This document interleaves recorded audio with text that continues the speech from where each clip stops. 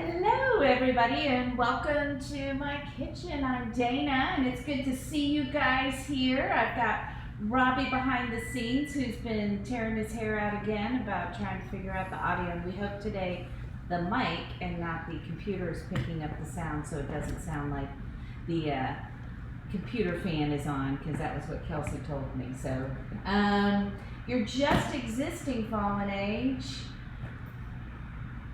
Aw. Okay, well, I'm glad that you're here. So tonight we are going to be kind of going a little Italian here. I'm mostly cooking out of Giada's book here, which is Eat Better, Feel Better, because I have been eating a lot of gluten, and so these recipes are supposed to help with inflammation. Anyway, but I know that Robbie really likes lasagna, so we're going to do a lasagna dip.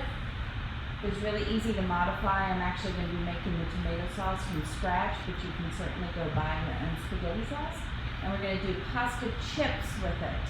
So that's what we're making tonight. That and chicken piccata with a salad, a Misto salad, and then and I think I wrote, if you saw someplace else, it was Misto salad. It's not Misto because that would be fried seafood. It's a Misto salad, and then we are going to do some roasted strawberries. I have no idea how that will turn out, so I guess we'll find out together. So it's good to see you guys here. Thank you so much for being here. And a couple of things, just so you know, we're going to start with the pasta chips. I've got the water started so that we can boil them first, because we need to cook the pasta. Then we're going to dry it out just a little bit and stick it in the oven, and I've been playing with that today, so I think I've got it so that it's nice and crispy and not like chewy and just tasting like burnt edged pasta. So anyway, let's see here. Pie hot and ready. I know, thank you. Venom Rex got that for me for my birthday this year, so that was very nice. So what was I going to tell you? Oh, right. We've got the road trip coming up in 2 weeks, and Robbie and I kind of finalized every place we're going. So I'll talk about that a little bit today. And I also want to tell you, you know, it's subtember. It's September, and I brought this up last time. And so I just wanted to show you. Oh, where did I put them? Oh, there they are. We have these nice cow costumes that we wore a few years ago for Halloween. And I'm telling you, Robbie is so excited to do this. Like, he's just jumping up and down. And so our thought was that between now and the end of the month, if we get 150 new subs and resubs or gift subs, that we will wear this into a restaurant that we go to dinner during a live stream for you guys. So, yeah, Robbie's looking forward to it. He gives me this look each time. Ugh. So he's super excited. I'll try to not have a cow about it. So anyway, oops. Okay, well, Rocky just knocked over all my recipes, so that's good. I try to keep them up. I'm trying to find a good place for them, so I'm not always looking down or over here or whatever. But apparently Rocky wants to get into it. So as long as he's not having a cow about it, he is having a cow about it. But it's okay. Moved. And he is the one who moves in the car all the time. He's one of those. So.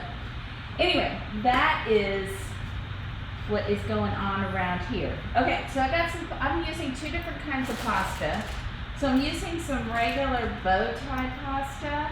We're gonna get this boiling in the water. I've got, Robbie needs to probably get the other phone going, please. The phone camera. So that when I'm starting to do stuff, people can see. But you want the pots or what do you want? I don't know. I think we're going to have to see something. I could move them over here, but I'm not really. Anyway, so we've got the bow tie pasta. That is regular pasta that I bought. And then I also am doing for myself, and actually I like these better because they're a little bit thinner, is these chickpea and turmeric noodles. So they are gluten-free. They are also, and hi Native Tam. I'm glad you stopped by. Thanks for stopping by. That's awesome. Anyway, so these say they have a great taste, and they do taste good. Great texture. The texture was really good. Non-GMO, plant-based, and kosher, and vegan, and organic. So they've got all sorts of stuff going for them. So that's what we're going to use. These two pastas are the ones, and they were in the picture if you saw it in the Discord or if you saw it on in any of the social media. So hi, Narc Chunks. Good to see you there. All right, so my one water is boiling. I'm going to go ahead and stick these in. I'm still waiting for the other one. And bow tie pasta, while it's very cute, I think it's hard to get it cooked evenly just because it's so much thicker in the middle. That doesn't seem to cook quite the same.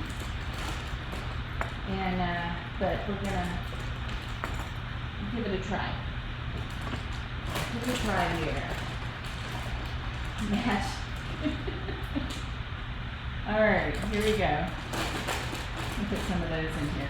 I was going to show you what they look like when they're done, but somebody ate all of them. That was me. I mean, I helped, but I left a bunch and I went to go to the grocery store and then they were all gone. Or was it napping? It could have been my nap. At least Rocky's not getting up here quite as early, but going to bed at midnight and waking up at 6 with the dog is tough. It's tough. So, alrighty. I see Newport Jamsters. I don't think I've seen you in here, so welcome. If I have seen you in here, I apologize. I don't remember. My memory is not the best, but it's better with names than Bobby's is, so we've got that going. It's very true. Yep. So while that's going, the salad dressing we're going to make from scratch, the Misto salad, and it's going to have a roasted garlic dressing. So if you remember, I think that was that last time or a couple times ago that I roasted some garlic. So we're going to do that again and get that in the oven. I've got it at 350, and I want to get it in the oven early only because it takes about 45 minutes. Last time I think I only took 30 and it really wasn't quite done yet. So we're going to go 45 minutes this time with the garlic for that. Roasting, I know, I have never roasted strawberries either, so we're going to see what that's like. Oh, fun. It's going to be fun, because that's what we do here. Alright, so we're going to take some foil, and obviously we're going to take some garlic. If you remember this from last time. We're not going to peel it or anything like that. We're just going to cut the top of that off. Ooh, and I forgot. Oh, but not that one. That doesn't look good. Okay, well, let's forget that one and let's try the other one. Luckily I bought two, because that would have been bad. That one's better. Let me get a little bit off of this one here. Okay. So, that's the first thing we do. Just cut off the top, stick it in our foil here, and I need to get my bowl so you're not constantly looking at me running to the trash can to throw stuff away. Alright, put that in the middle of the foil. Spin in a circle. It's a very important part of the instructions, so make sure that once you place your garlic in the foil, you spin around looking for your olive oil. Drizzle some olive oil on there.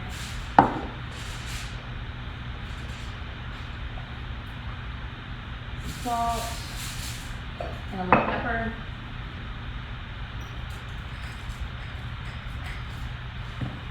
And then I'm going to do this a little prettier than I did last time. You do not need to use a piece of foil that's quite that big. Yes, don't forget it hot and ready. I expect, to see video of that Sunday with the roasting garlic. Okay, here we go. Maybe it won't be as pretty. Most important part, just make sure like the foil's like kind of at the top so that the olive oil and stuff doesn't drip down into the bottom of your oven. Words. Okay. And what's great about this is if you ever want it to smell like you know what you're doing when you're cooking, stick some garlic in the oven and roast it, and the whole house smells really good. It smells like garlic. All right, I'm gonna stick this in the oven. 350, 45 minutes in the oven.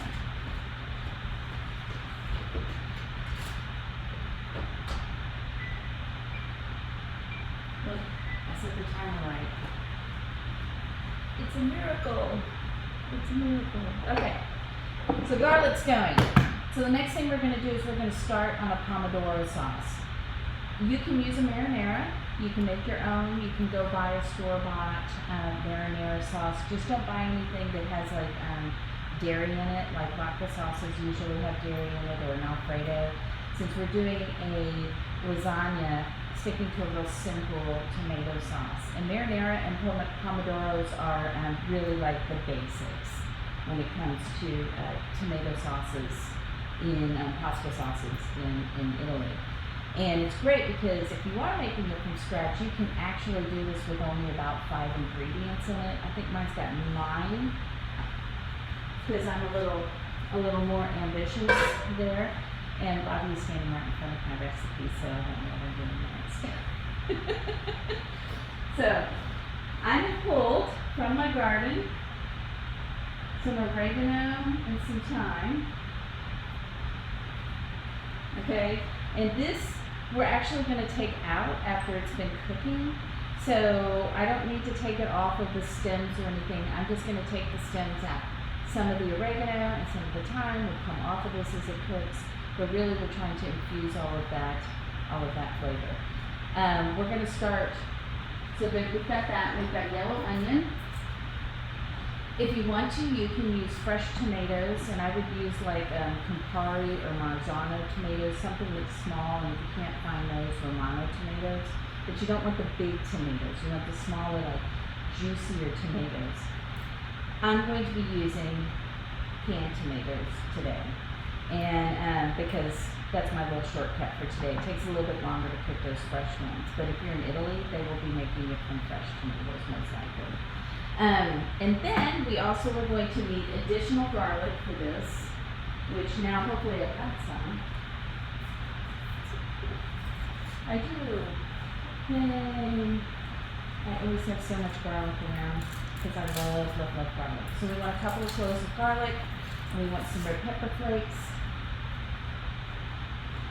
Are you working? What's going on over here?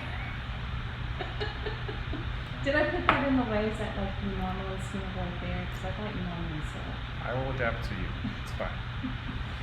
Robbie's like over the monitor right there is watching. And it's a little strange.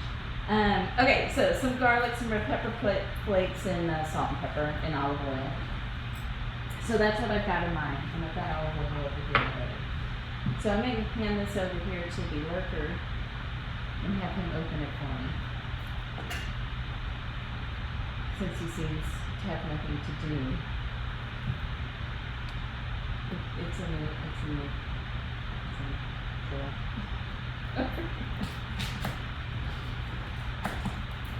It's like we're just cooking in our kitchen, and there's no show or stream or anything going on. So, oh hi, happy Wayfarer, welcome in. Thanks for coming. Thanks for the raid. So welcome. We are making some lasagna dip with some pasta chips that we're working on making right now, and I'm starting to make the sauce for the dip by making a pomodoro sauce first. And if you're wondering, like, you can use any of these ingredients that I'm making this pomodoro in. You can also make a marinara. And the difference between the two of them is really more about texture than it is about taste. Marinara is a little chunkier with a runner sauce, whereas a pomodoro, we're going to stick it in the blender and make a real silky smooth sauce out of it. So thank you. Thank you for coming.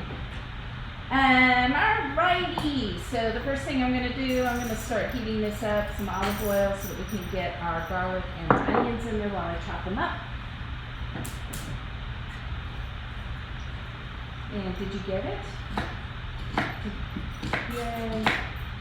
So again, if these aren't the perfect size, we are sticking all of this into the blender once it's cooked down. And I've got a piece of bacon. Thank you, sweetie. He's now got a new job, which is part-time cameraman.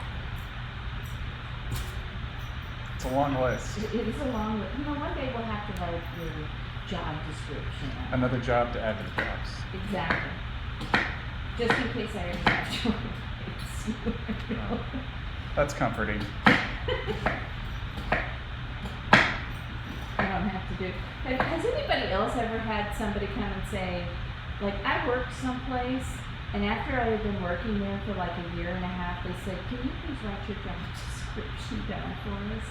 And I was like, why do you want me to write my job description down? A, you hired me, and B, that's a little disconcerting when they ask you to write your. It's like, what do you do again? Yeah. So. What would you say you do? Very office space. So we get the onion going, and then I will get the garlic in there. And we don't want that. I need to get the scraper. I think we put that in a different drawer this time. I saw it. Oh, we put it over here. I knew that I saw it someplace. I didn't put it in there. Did I put it in there? No. I'm saying you did it. Why would I put it in the wrong place? I don't know. Oh. But you found it. That's what's important.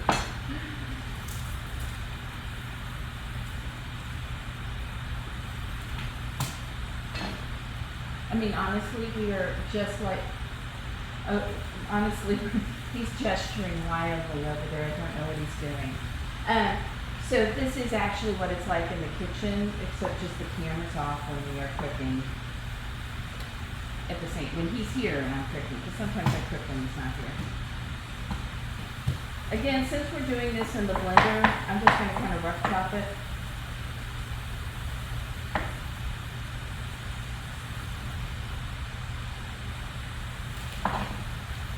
Do that because I don't have it in my knife.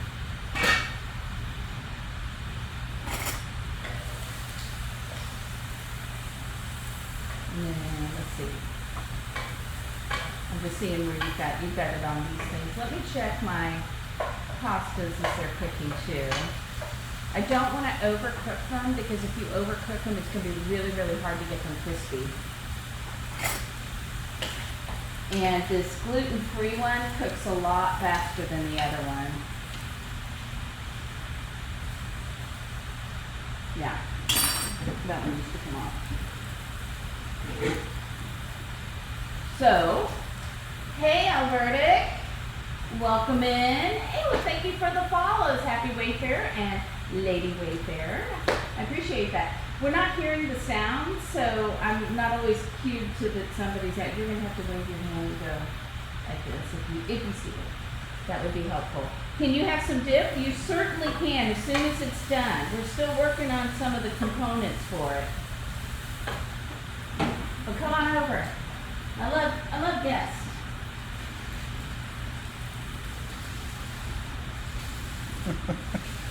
the joys of an automatic faucet.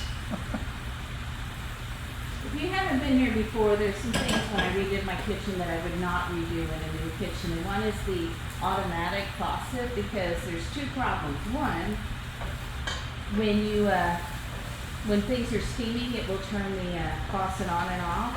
And the other one is if your electricity goes out, you cannot turn it on. So, hello, Kelsey. How are you? How is Seattle?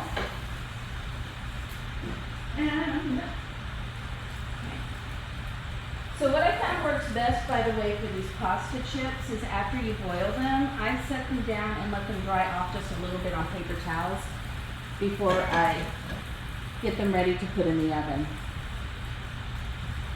These little curly ones like to stick together.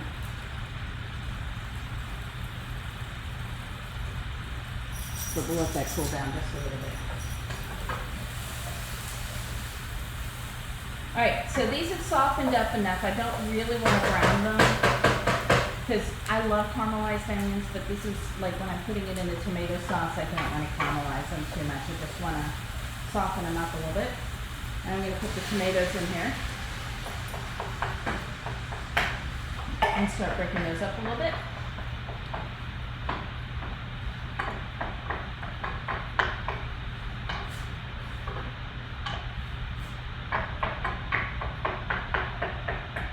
And I have to do an appetizer first because otherwise he gets very, hungry and is unpredictable. So You gotta feed your tech support people. I have to feed my tech people and my dishwasher, who's the same person.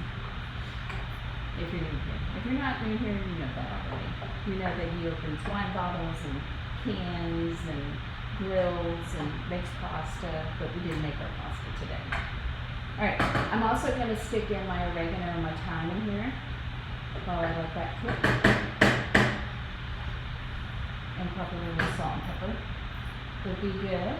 And what am I looking at? Oh. There's a host. It didn't show up on your feed. Oh. There's a host. So thank you for the Oh, host. okay. Thank you for the host. It didn't show up on my feed. Hello, Mr. Maynard. How are you doing tonight? What's going on? And you don't like the Seattle fall? You know what I don't like? I don't like the Seattle winters. And then I'm also going to put a little red pepper in there because Robbie especially likes, both of us like a little spice in our foods.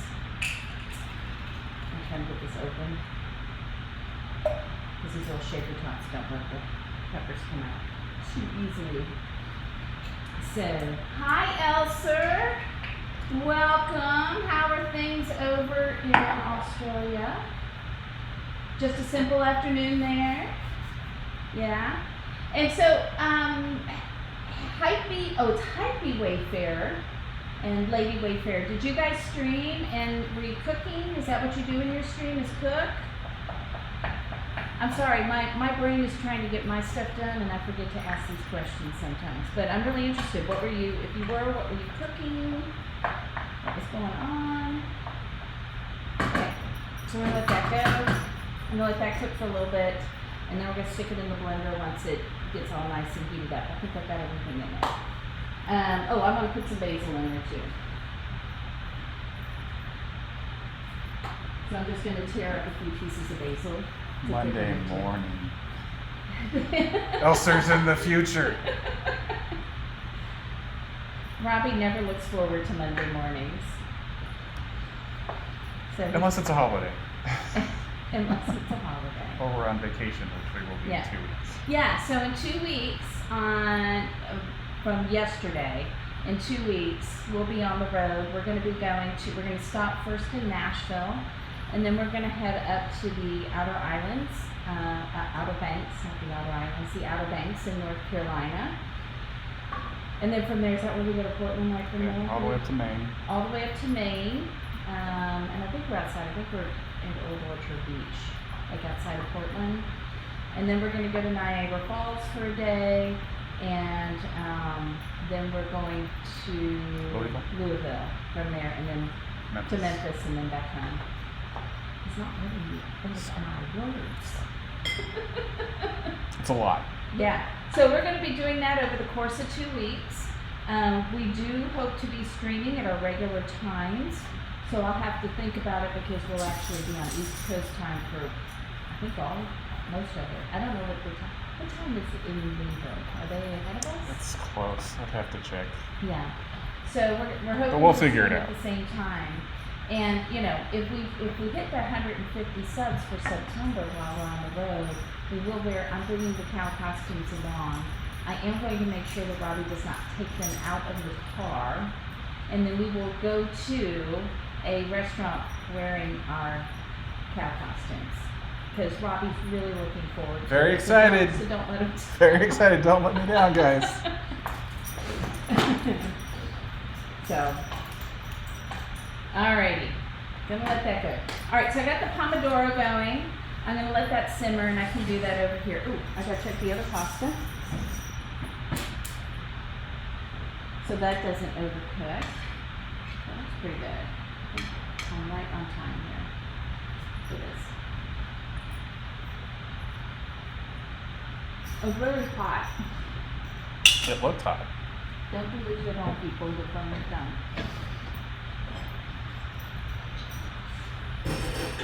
So I'm going to drain this, and then I'm going to put this on paper towels as well.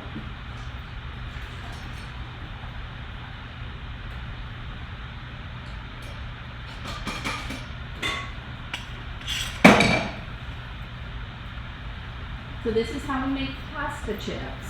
If you just got in here, cook your pasta first. And you know what else you can do? Have you ever like made like a big like casserole of noodles or whatever, like a ziti or something? You can actually use those leftover noodles to make your pasta chips as well. You don't have to use some like this. It's great if it was cooked in a tomato sauce. It'll just give it a different flavor. So what I'm going to do, I'm going to get my cookie sheets over here. I've already got them ready and covered in foil because that is my gift to Robbie so that he doesn't have to clean everything. It's also easier to get them off so the pasta doesn't stick to it. And Rocky, if you're new, this is Rocky. He keeps trying to get stuff off of the counter. He's been a pain in the butt today. So, but here he is. Here he is. Yes, lasagna. And I'm making my own tomato sauce. But you can go and buy a tomato sauce and make it really easy. You could put this together in like 5 minutes if you really want to, and have people over. Like they come over and you're like, I got tomato sauce, I've got some ricotta, I've got some mozzarella, and you can just put it all together and it'll be awesome. Okay, I need, I have that roll. Never miss the spinning steps. Never. I'm going to start adding it to my recipes when I do actually start doing them online consistently. Which will happen someday. We can all dream. Maybe you can post them from the car when we've got hours and hours and hours to kill. Yeah, that sounds like a very bad idea. Bad idea. Alright, so I put them in here. I'm going to toss them in some olive oil. And then I'm also going to take some of this. This is Romano and oregano is in this Parmesan cheese. It's from a restaurant and a chain that does St. Louis style pizza in St. Louis, Emos. Kelsey sent it to me, along with all the stuff to make Emos pizza.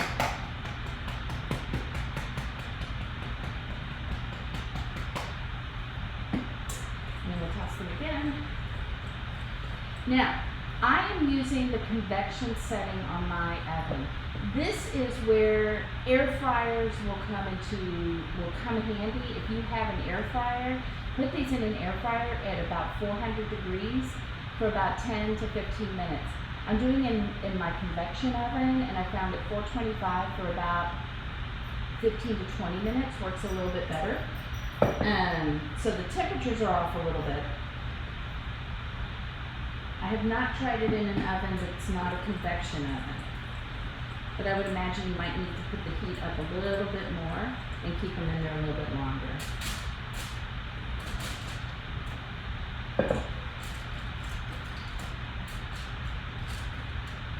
Alright, so tray number 1, that's going into the oven. And this is why I love having double ovens, because I've got the garlic in the top one. Now this pasta, Robbie was very nice and took the dogs for a walk, so hopefully Rocky won't be too crazy today. So I'm doing the same thing, but this way I have something to dip into the lasagna dip. It doesn't have a bunch of gluten in it. Oops. The other thing you can do is you can use like bruschetta crisps or crackers or whatever to do this. I just thought it might be kind of fun to make some pasta chips. And some of these are stuck together, so I'm just going to unstick those. Because that is the downfall about using, Bobby's like, you're not showing anybody anything. So this is what they're looking like. So again, these are chickpea and turmeric pasta. If you use a different kind of pasta, gluten-free pasta, you'll have to experiment a little bit. Because I imagine that they have slightly different cooking times. What is he doing? Rocky is such a troublemaker. He is my velociraptor.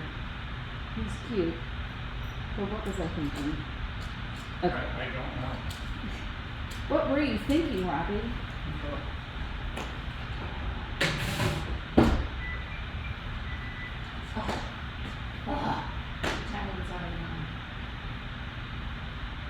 Hang on. I mess this up every time. Every time. I need that for the other one. And we'll just ask Google, hey Google, set a timer for 15 minutes. Sure. 15 minutes. Starting now. He's so polite. I'm going to take this off the heat now because we should have that raw tomato taste out of it. Well, actually, I should probably taste that. That's a good way to know for sure.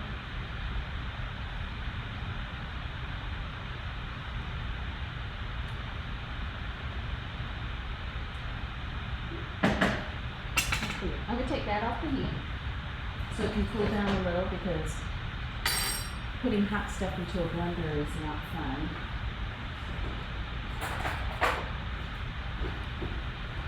And then I'm going to start that.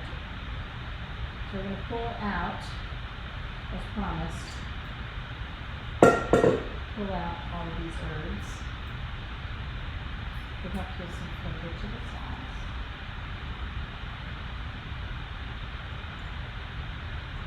Except for the basil. The basil can stay in there. I'll put that out all the other sprigs out of there. Set that aside. Next.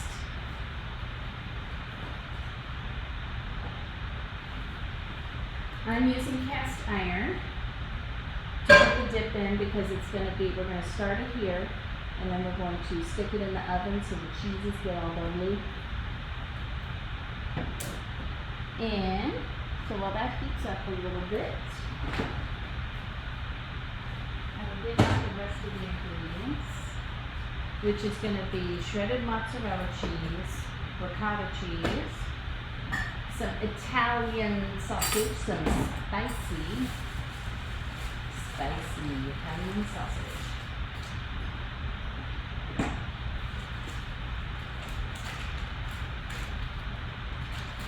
I am using Italian sausage. My butcher has Italian sausage in bulk. You could use mild if you want. You could use just like one of those rolls of sausage, but if you do that, you might want to add in a few more seasonings, Italian seasonings into your dip. You could grind your own pork and add your own seasonings in it. I didn't think of that, and I now have a grinder.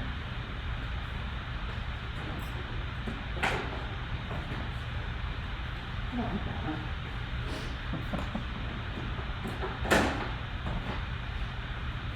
Kelsey, if you're still there, this is a fish toner. This is what it looks like. We had a discussion about these. So, all right. So there's just lots of, you can play with this if you don't want anything too spicy. We have both bulk. What I used to do for this, because my grocery store did not have bulk sausage, is I would just buy the Italian sausage and pull it out of its casing and cook it. But why do that when they actually have bulk sausage? So it's nice because my grocery store actually makes their own sausage. So. He keeps lurking. He keeps looking around and everything. So I am going to get the blender set up. And I'd like to plug that in for me. I know I've got all sorts of stuff in the way here.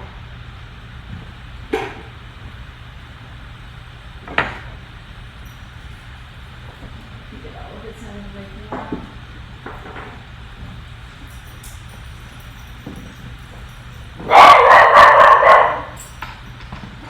He's so much fun. Let's see, we want to do some Italian seasonings in here. Once this meat is all cooked, I'm going to start adding the sauce. And you could definitely just use Italian herbs, a mix of this, or you can kind of have your own. So you could put in, what's in here is oregano, marjoram, savory, thyme, basil, rosemary, and sage. So I have thyme, marjoram, oregano. I've got some sage somewhere. There we go. So I'll add that too, because I do like sage. I like it. If you don't have good Italian sausage, you can make your own. But you can just use pork. I would suggest pork and ground pork, and then you can just add some extra seasonings in it.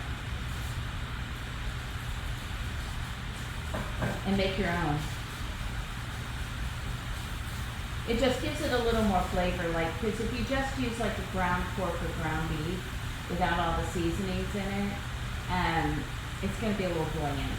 I think this adds a little oomph to the dip. But you can play with it.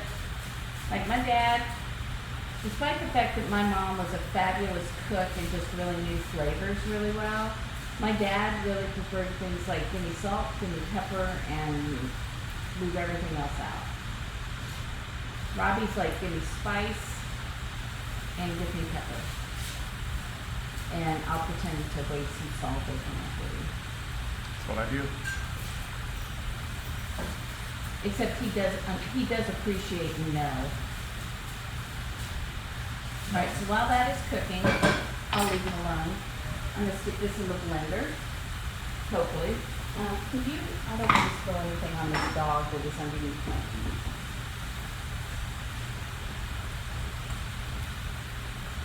And I'm making a mess. But it's okay.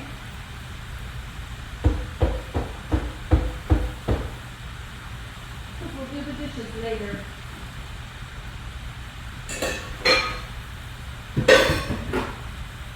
I'm going to need that later, so I'll put it over there. Very important. If you've got hot stuff in a blender, put a towel over it.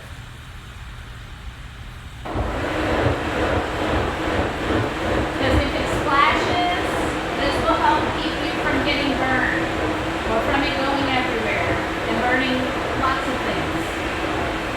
Going on the ceiling. The ceiling, the dog.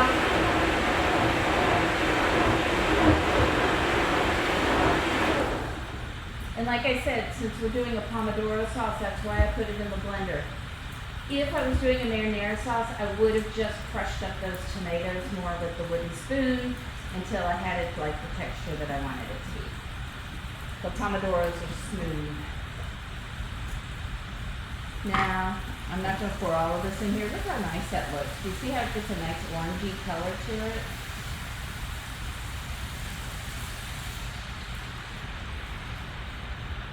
I'm really hungry now. I'm going to save a little of that.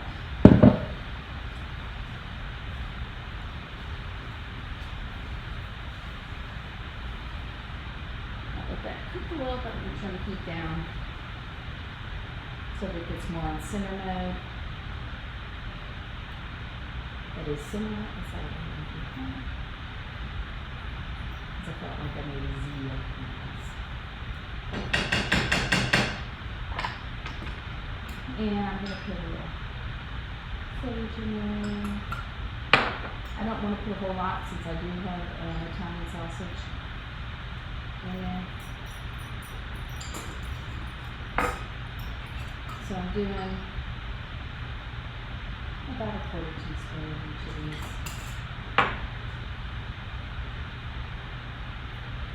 So we've got the sauce that we cooked herbs and stuff in. The sausage that had herbs. And don't forget, if you're using fresh herbs over dry herbs, you want to use about twice as many fresh herbs because the flavor isn't very concentrated. Got it. Okay, taste that.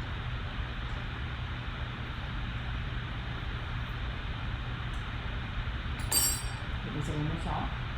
I don't want to put too much salt on here, because we are going to put some Parmesan cheese on the top, and since Parmesan is salty in and of itself, you can really oversalt the dish, overpower it with the salty flavor, which we don't want. Now, I'm going to take about a cup of ricotta, because of course you can't have lasagna without ricotta in it somewhere. Smart of me to open first.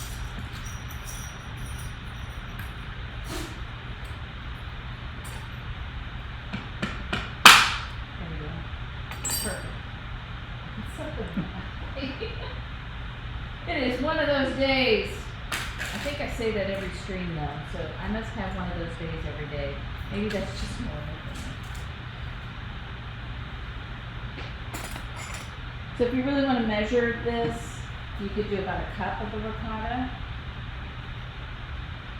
and put it in little dollops. And you get a what we'll see.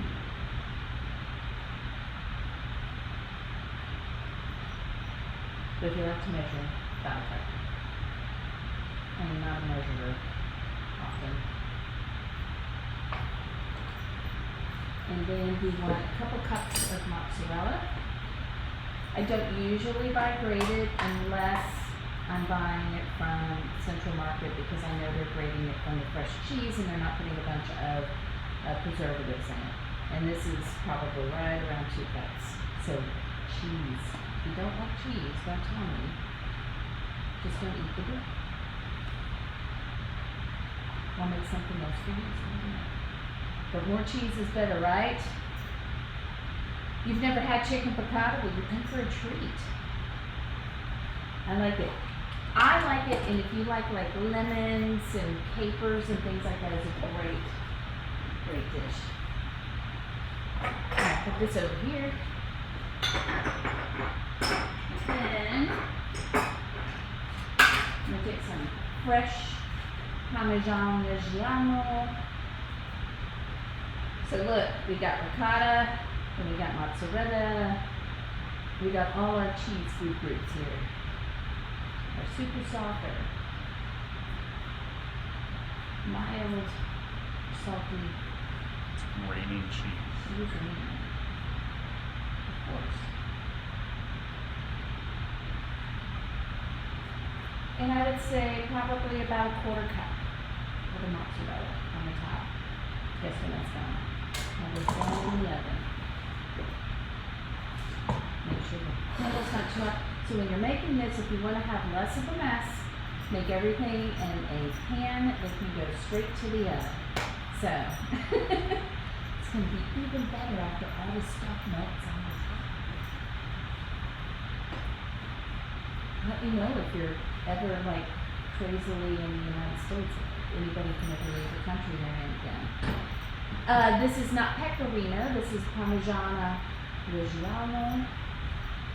So, but you could do pecorino. It's going to give it a slightly different taste. I'm going to need 2 minutes to get this in the oven. Let's see. So this is going in the oven, 350 for about 20 minutes.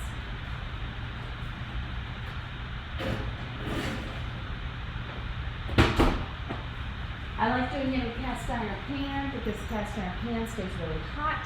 So if you're serving it to friends and stuff, you just have to warn them, don't touch the handle. Wait, let me do that and burn myself. And then have Joyce, if she's in here, say, put soy sauce on it. It's a whole thing. It happens almost every time we're over. Well, stop burning yourself. I know. That would be ultimate, right? I mean, if you were not here for the big grocery challenge, one of the things we bought is the groceries was Band-Aids, which I have not opened yet, so I'm very proud of it. I haven't needed them since the grocery challenge. That sounds like you're winning. I'm winning. Alright, so we got garlic in the oven roasting. We've got lasagna dip melting, cheese melting in the oven, and I've got the pasta chips in the oven that are cooking. And we're going to get started on the next thing. So what I usually do is I wait until the end to make the salad, and then everything that is hot gets cold, and then all of the food is cold for it. So this time, I'm actually going to stop. I'm not going to stop. I want to do this. I'm going to actually put all of the salad stuff together ahead of time, so at the end I can just toss it and put it all together. So we're going to do a Misto salad, not Misto, which is what I think I heard on social media. It's a Misto salad, and it's going to have juice from an aloe plant would be better instead of, okay, I would go with that. The soy sauce hasn't helped, but I appreciate that you care enough about me to share your tips and tricks, Joyce. So yeah, I'm done with that, so you can now stand wherever you want to stand. He's very happy about that. So the Misto salad is going to have some different things rather than just like lettuce and stuff we always make salads I got here. And the base of our salad is actually going to be this, which is radicchio. And then, oh, hi, Imogen. Thank you for the follow. I see that was 7 minutes ago. I apologize. Did it pop up over here? It only shows on your screen. Oh, I can't see that. Oh, okay. That's why you're lurking. Trying to help, No, yes. he's trying to help. Okay. So we're going to use radicchio, which has kind of like a little bit of a bitter taste. It's more of a bitter lettuce than, say, romaine lettuce or iceberg lettuce or butter lettuce. And then we're doing fennel, which kind of has a licorice-y kind of background to it. And so when I'm making this, I gotta look at a bowl. Hang on.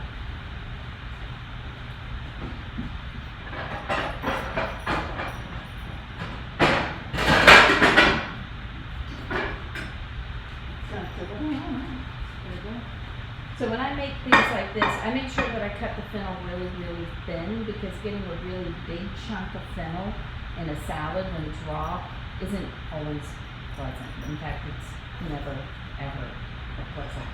So we're going to do some chopping here. I don't know if Robin wants to move the other thing on the bobber camera. You can tell that I'm at the school for radio TV with my technical terms like Thingamabobber?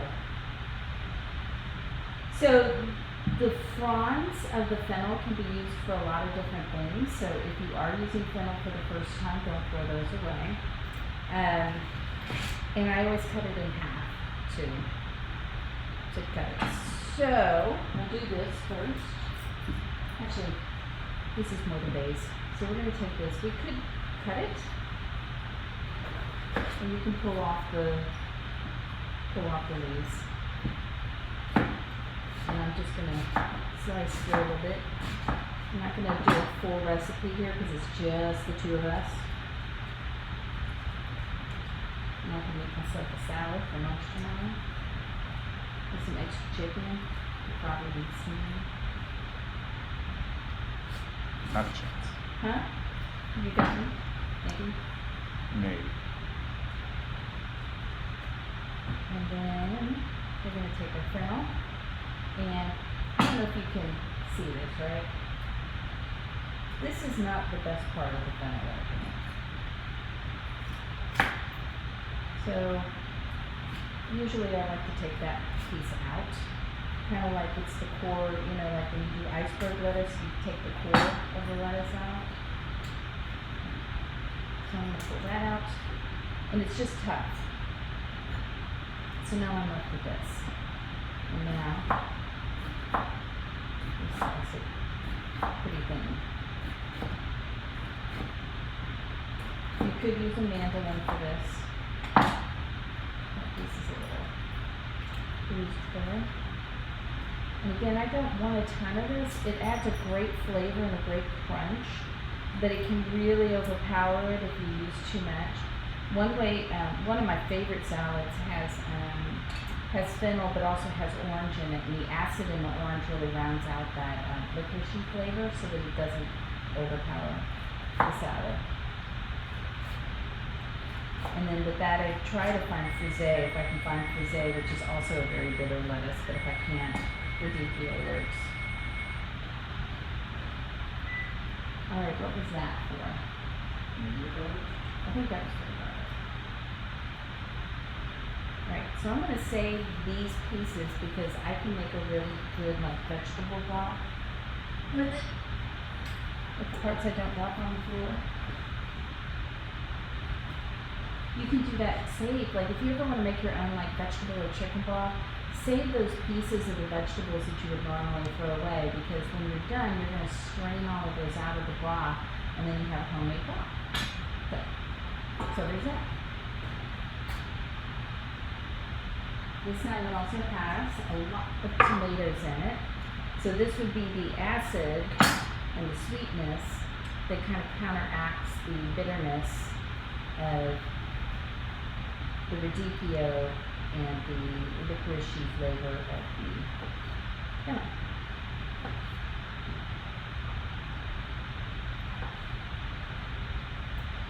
And these are kind of big. You might want to use more cherry tomatoes, something more along that size. These almost look like some lasagna tomatoes, but I don't think they are.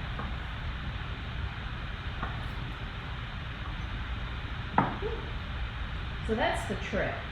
You know, if you're making a salad with really bitter greens, and I'm calling radicchio green, make sure that you're putting something with acid and something that has a little sweetness with it, unless your dish, like it's going with something else that you have as a dish, and you're using it to cut the richness of the dish that you've got.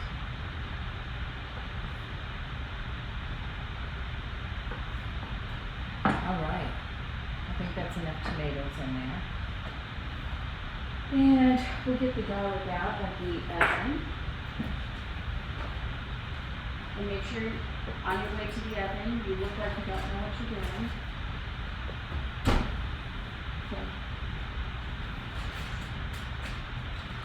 I'm going to pull that out of here and let that cool for a second.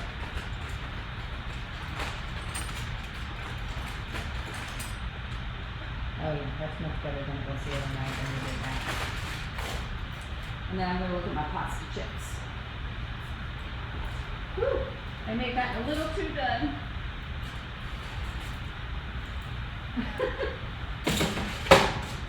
Hey Robbie, I think they got a little too done.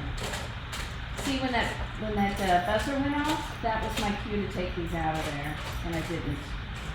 I was too busy chopping fennel. That's right. You just said stop to the alarm. I did. You didn't do anything. We'll have a few. You said earlier that crispier ones were better. We'll see Yeah. how true that is. We'll see. These may be a little too crispy. I'll let them cool down before I try one. I mess up, so you don't have to. This is why it would have been nice to still have some from this afternoon. To say, this is what they're supposed to look like. But before they get too stuck to the foil, let's peel those up. Yeah. You still mess up too? Well, hopefully somebody who even just practiced this earlier today, it makes you feel better when you mess up. I know I feel better, like, over the quarantine, some of the chefs were cooking from their own kitchens, like Alton Brown, and I felt so much better when he would, not that I was getting enjoyment out of the fact that he was messing up, so not schadenfreude, just that I was like, oh, that happens to me too, and it happens to everybody, so. Let's see. How do these taste? Sounds crunchy. They're crunchy. So, I had these at $4.25, and it should have been about 15 to 20 minutes, and probably halfway through, if you're doing it in the oven. The air fryer is probably a little different. You may just shake them if they're in the air fryer. But you might want to turn them around so that they cook evenly. All the things I didn't do that clearly never. So a few more minutes, and then Robbie can get his, he can pull that lasagna and get that. And if you don't like those, I do have some of those little bruschetta crisps in for an emergency. So, TV is not usually real, you know. Because like the contest, you expect things to get messed up, or when they're making those meals and you're like, oh, if only I can make that meal. It's like they have several people helping them, and if something messes up, they reshoot it. You can't do that on a screen, so ergo, how many calls am I been sitting on? One more? Okay. Let us do the rest of the salad.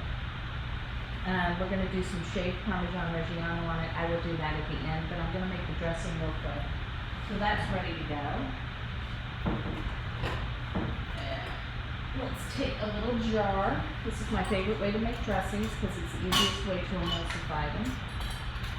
And if you don't happen to just keep little mason jars around, next time you buy something at the grocery store that comes in a little jar, save a couple of those. It will save you some time. So we're going to take some of this garlic that is still smoking hot. And we'll see how much it has in there that we're going to use. About a quarter of a cup, so a lot. This is a garlicky dressing. And I'm going to smush them.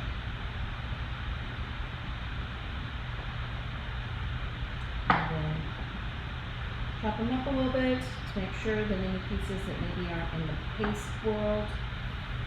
But look, see how much better that is? The other night when I made, can you guys see that? Yeah. See, there's a garlic paste right there. There aren't any big chunks in there. So you've got this nice garlic paste that has some radicchio in it, but that's fine because that is on our salad. Now we need some lemon juice, and I'm going to cheat because I'm not really an actual lemon. I lied. But whatever, everything.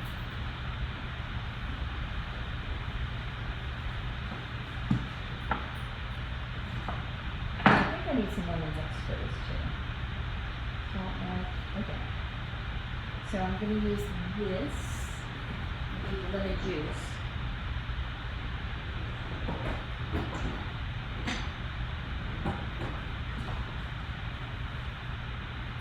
And we're going to attempt to get it all in this little jar.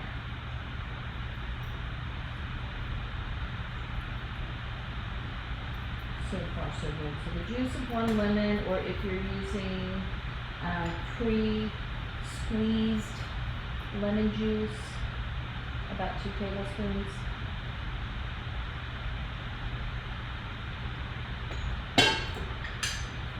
And then we want a little bit of Dijon in there, a couple teaspoons, don't put 2 tablespoons in there, a couple of teaspoons of mustard. Dijon. And then, of course, don't forget your salt. About a quarter teaspoon. A little less than a pinch. Although Robbie would call that like 8 pinches of salt. And now I'm trying to get this lid on. Oh, there we go.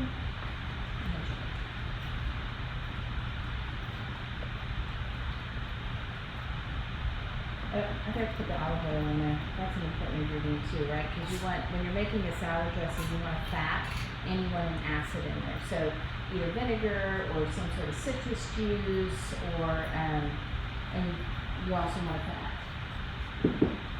So it could be bacon grease, it can be olive oil, it can be vegetable oil, just something.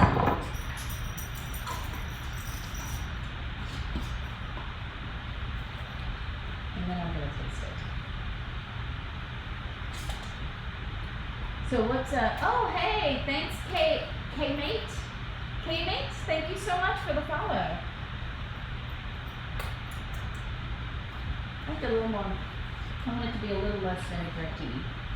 So, oh, thank you Lunchbox, thank you for the follow. Thank you so much.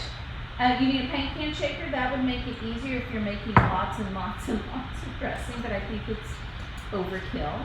But if you just happen to have that in your garage, you know, like some people just have power tools and they're like, I need to use my power tool. Why not? Why not? Yeah, thanks. I'm so glad that you're here. I'm glad you found us.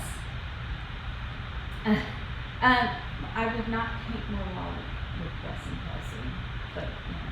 Alright. Yeah, so I'm going to actually just set this aside for now, and then before we serve it, we're going to shave some Parmesan on it so we get bigger pieces of Parmesan than if we're grating it, and that'll be ready for dinner. Normally I keep that in the refrigerator, but my refrigerator's full and I don't feel like making Robbie run all the way out to the garage to take it there and then have to bring it back. So let's take a look at that lasagna dip. Who wants to do that? Ooh, and I gotta get the strawberries in the oven too. But we'll get the lasagna dip out and then I'm gonna get the strawberries in the oven. All right, ooh, this is good, honey. Sure does.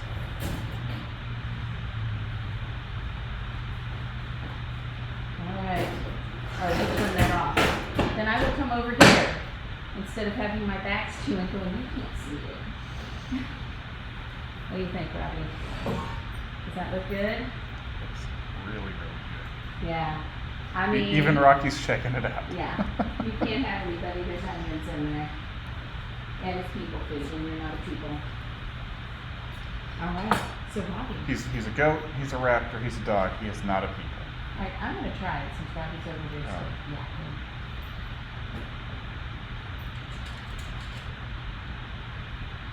There's a piece of sausage. Mm-hmm. Oh, hot. I was about to say, it looks incredibly hot.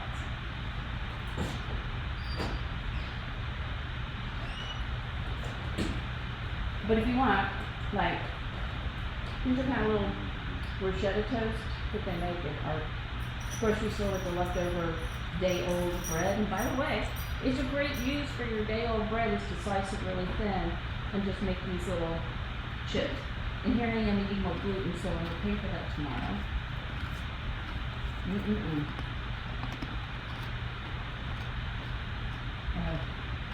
have tree That's why I'm off camera.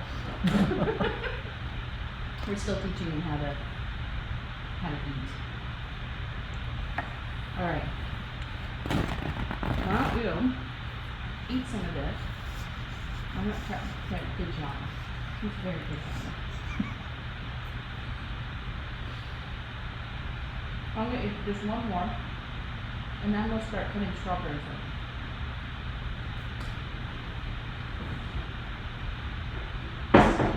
And we'll put them in this gigantic bowl because it's the last one I have. So for this dessert, it calls for a pound of strawberries that have been pulled and sliced in half. are you going to?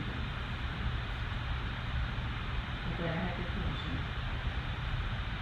And that's because I'm going to actually toss this in some sugar and olive oil before I roast them. So this dessert is roasted strawberries. We're going to roast them in the oven, and then we're going to toss them in a little bit of dessert wine. And I'm going to serve it with what the original recipe calls for, which is a non-dairy yogurt, because it's supposed to be healthier for you. But I'm going to bet that Robbie's going to put some ice cream on it, which is okay by me. You get all your vitamin C with your strawberries. Oh, good. Well, I'm glad. It is really good. And like I said, it's super simple.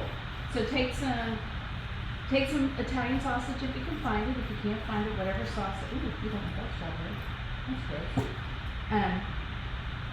And then add some Italian seasonings and get a tomato sauce and then put some ricotta and cheese and stuff on it. So, oh, yummy! So, is it making a sound for you guys? Like, did you guys hear yummy before I said it?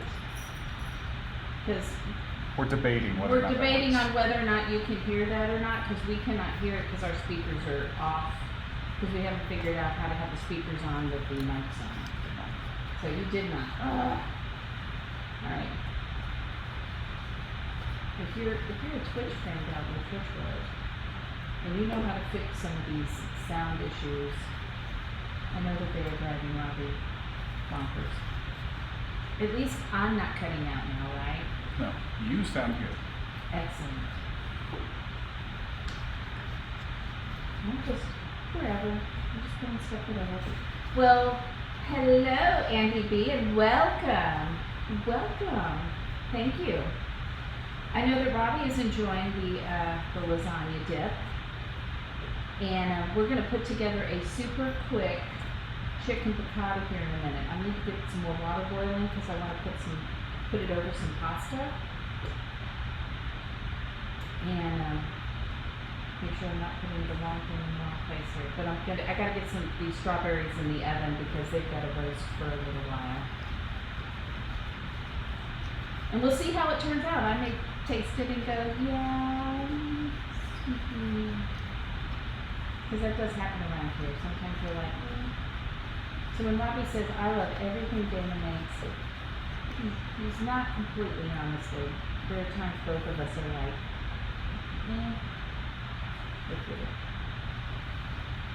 because I think it's funny, when you get recipes off the internet sometimes to try, sometimes people don't read their instructions very well.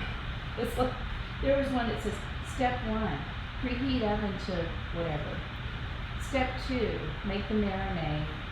Step 3, marinate the meat overnight. And I'm like, okay, what's the purpose of my oven being off for 24 hours? It was really funny though. Yeah. I was like, don't turn the oven on. We're having this tomorrow. Apparently. Because I read the first sentence and then didn't read any more. Always read your whole recipe. It was like one of those tests in school where the last line says, don't do anything. Put your name on the top and turn it in. Yep. Exactly. Did any of you ever have a teacher so mean where like the first direction was read the test entirely and the last question was don't do any of the questions, just write your name on the top and turn it in? But you did the whole thing? It's really mean. Very mean. Very tricky.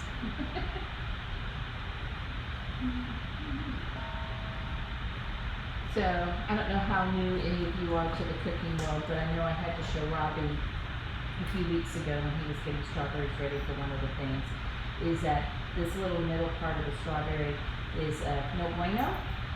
So just take that part out. You're not just taking the leaves off and chopping. You want to get in there. So if I was doing it, if I was being good, I would go around and I'd do that with taking the top out. So, hi Aladdin's girl. Oh, that's good. I'm glad that somebody didn't use you to get money that you didn't know about, identity theft. It's a real thing, and I heard about it the other night that that's a real problem on Twitch sometimes too. I haven't encountered it yet, but I don't know that I can see it. So, okay, I am making recycling stack over here. Gross. Strawberries. Now we're gonna take some sugar, and I gotta see how much sugar I need. Not very much. Tablespoon.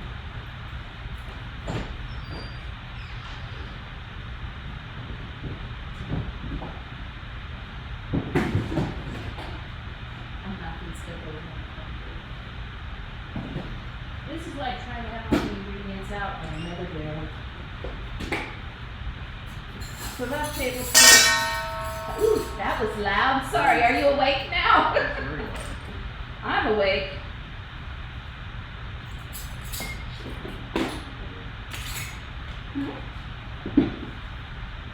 And then we need a little olive oil in there. I think it has about a couple of teaspoons. Okay. We're going to toss that all up. So all the strawberries get some olive oil and sugar. And I have that oven on at 350 for that dip.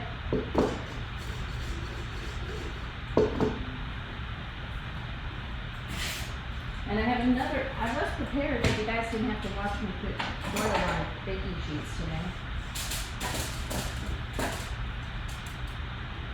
And it's another dish for Robbie. Woo! Wait, why am I cheering? Because you love to do dishes. Now we're going to stick those in the oven at 350. It says they should roast for about 45 minutes. We're going to check it in about 30 though. I don't think I have a whole lot of Especially since this is your first time doing this, right? Yes.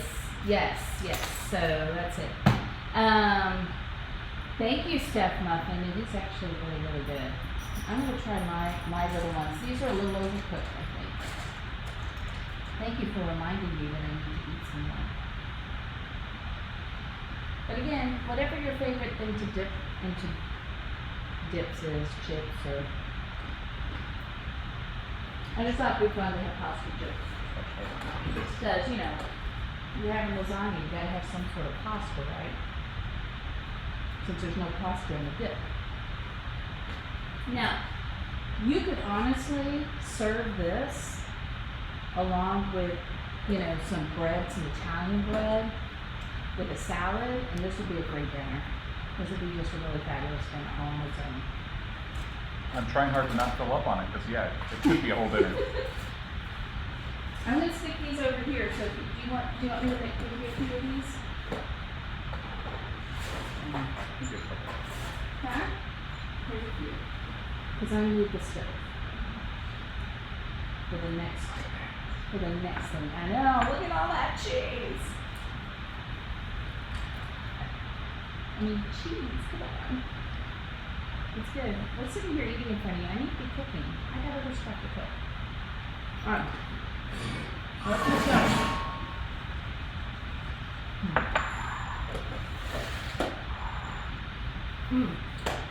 Yes, just slide all the food towards me.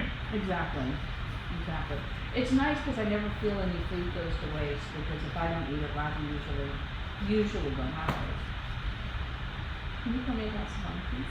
I'm gonna have wine. It's Italian food. All right, gonna do some chicken piccata, and I need a pan for that. Well, this is also going in the oven. We have lots of things going in the oven. Now, I will tell you, this is a new way to make chicken piccata for me. I usually, when I'm making chicken piccata, I usually make it on the stove completely. So,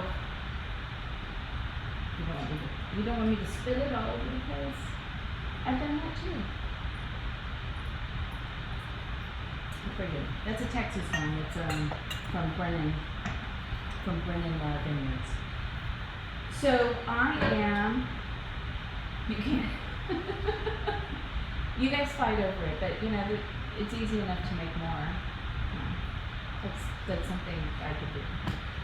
I'm willing to share I know. this time.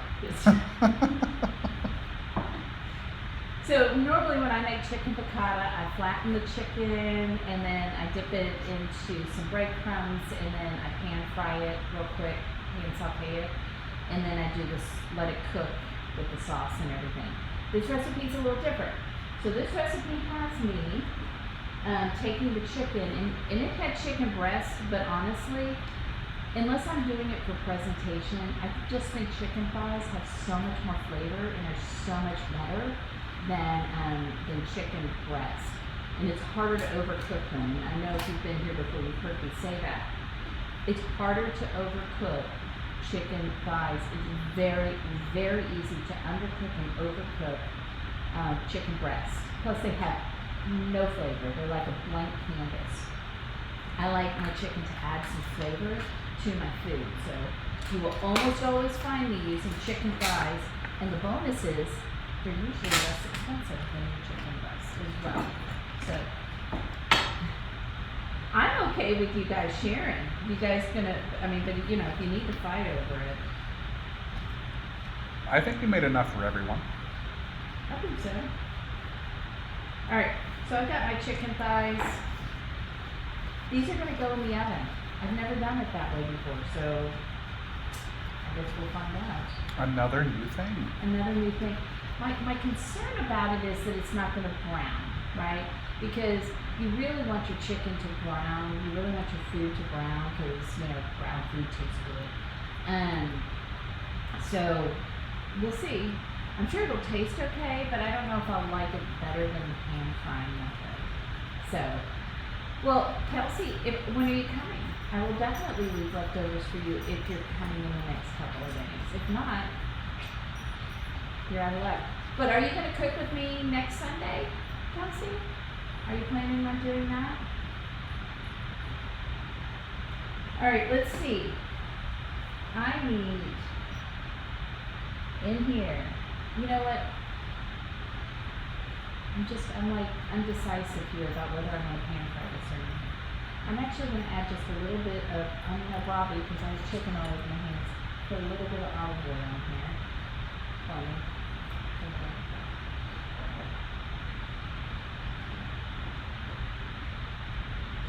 That's it. That's good. I just want a little bit in there. I put the chicken in there because it's also having me put it in a cold pan, which worries me a little bit. That does seem weird. I usually like to put things in the oven in my cast iron in the hot pan because it takes so long to heat up. But this is what is in Giada's cookbook, so we'll see. Of course, I'm cheating already because I'm using chicken thighs instead of chicken breast.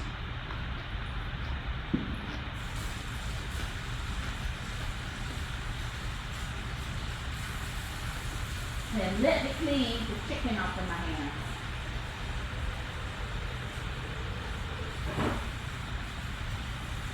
Oh, and I need to get the water started for the pasta too. So let that be the next thing I do. I need a list. I should really have a list of the order I need to make things. Think that would be helpful? I just know I wouldn't be able to remember half of this stuff. Well, when it's stuff that I've done before, it's easy for me to remember. When it's new foods, I'm doing new things. So, let's see. Oh, here we go. Can you hear that? Here, I'm going to put it next to my microphone. There we go. It's our real, we have a real fake screaming goat. Okay. Yeah. Because we don't know why our sound effects aren't working. Does anybody know? There probably are. It's muted because the new mic's plugged in. But it seems like that should still work. I don't know. Who knows? We make it work somehow. We're a little so. We will at here, least sometimes deliver. We go, it's very. Is it West Texas? It's very West Texas. Like we use duct tape to fix everything. And I'm not saying that to be mean. People from West Texas say we fix everything with duct tape. My friends that are You from get West the Texas. job done. That's right. That's right. So that's on. Oh my goodness. Coffee is a Rocky's a mess. So, If you don't knock it off, I'm gonna actually up things.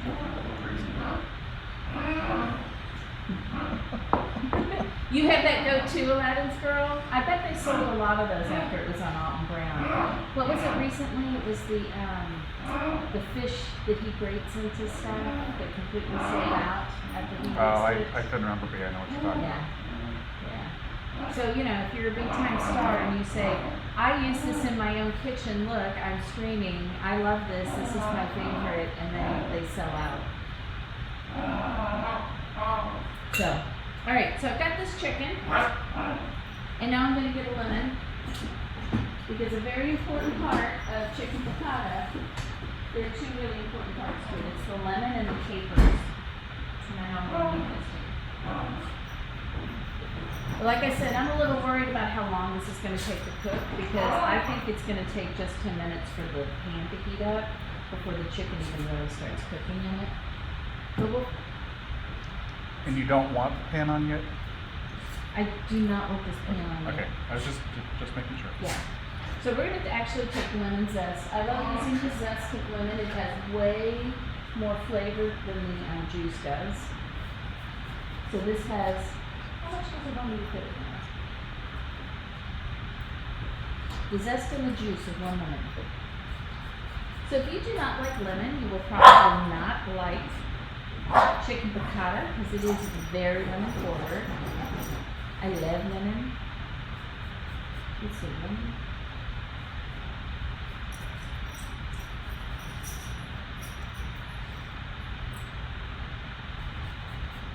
Looking over at my other stuff. I have a tendency to leave things on or forget to turn things on. That's a problem. You would think after all these years of cooking I would have that put down by now, but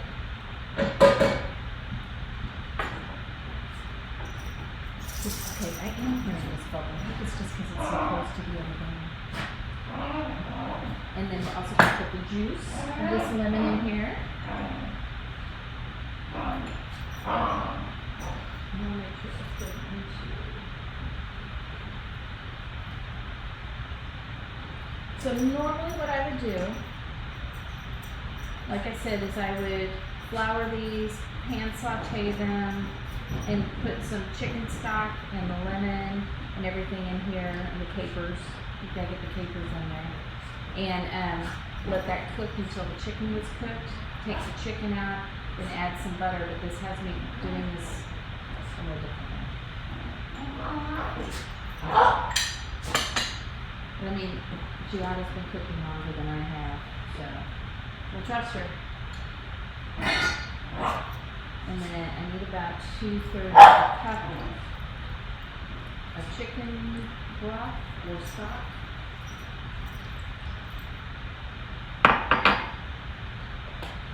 And need some salt and pepper. Puppy can. Puppy Cam! And honestly, I should have salted and peppered the chicken before I put it in here too. But I didn't. Because I was thinking too far ahead. There's Puppy Cam! Ooh, can we get... I want to try and use something. You want to see if he'll do this? Rocky.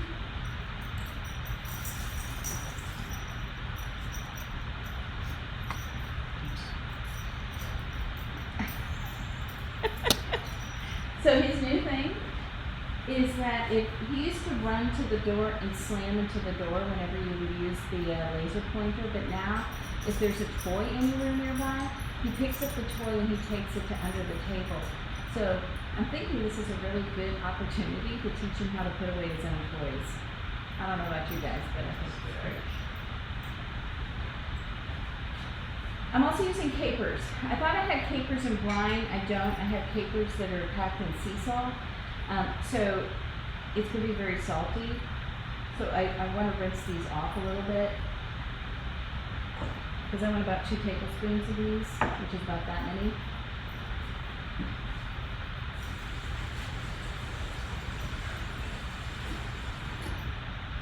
because otherwise they may get a little too salty. So we're gonna put those in here, and then we're gonna fry some capers so that we have like a different texture on top of this. So these are going in the oven, 350. I'm gonna check it at the 12-minute mark, which is where she said it's supposed to cook for 10 to 12 minutes. But I don't think the chicken's gonna be done by then, so we'll see.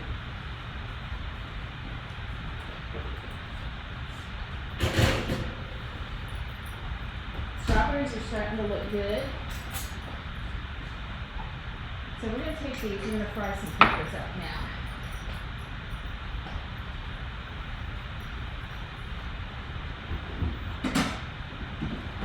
So I'm just gonna use a little pan because it's not that many.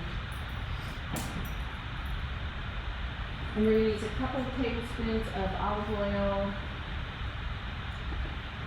And I have olive oil in like 3 different containers. This is just easier for me to measure out and weigh them out. And then we're also going to do a couple tablespoons of these. So normally there'd be more capers, I think, in the sauce, but because we're going to be putting some on the top, and they'd be crunchy. This is also new for me, so I'm pretty excited about this. All right. Hot wing flavored chips. Yeah, I like that. It's good because it has like, you know how it's hard like to measure like a tablespoon. I mean, it's not, but then you know you're using the little tablespoon. This has the markings on it for a tablespoon, 2 tablespoons, and so it's nice if you just need a couple of tablespoons, as opposed to like a 4 cup. I'm just trying to get some of these big giant chunks of salt off of here.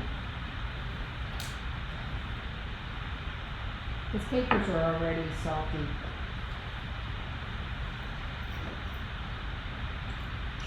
And it's such a great flavor. I love it.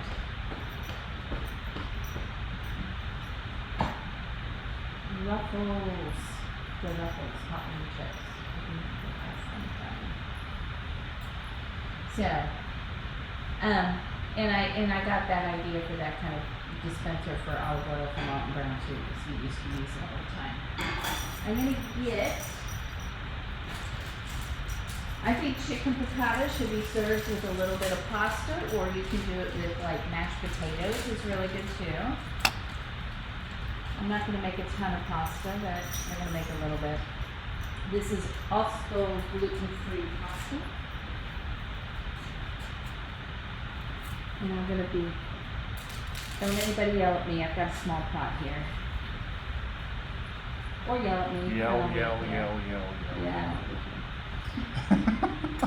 You can yell at me. I don't take things personally. Not usually. I mean, I'm a therapist, so I've been yelled at many times. So it is okay. All right, I'm going to clean up. Oh, I forgot to put the juice of this in. I guess I did. I'll put it in there when I make the sauce a little bit. I'm going to clean some stuff up.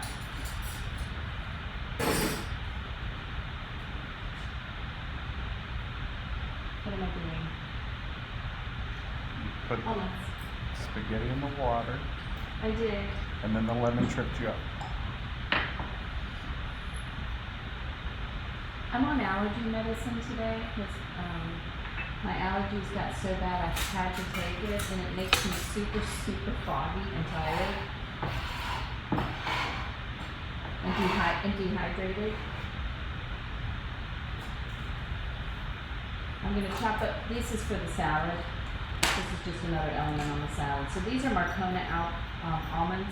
These are actually my favorite. If you told me I could only have one like nut for the rest of my life after Robbie, it would be Marcona almonds. So, crazy. I'm trying not to, but love you too. Yes, I love you. He's such a sport for putting up with my Wait, sarcasm. I think there's the perfect emote for this.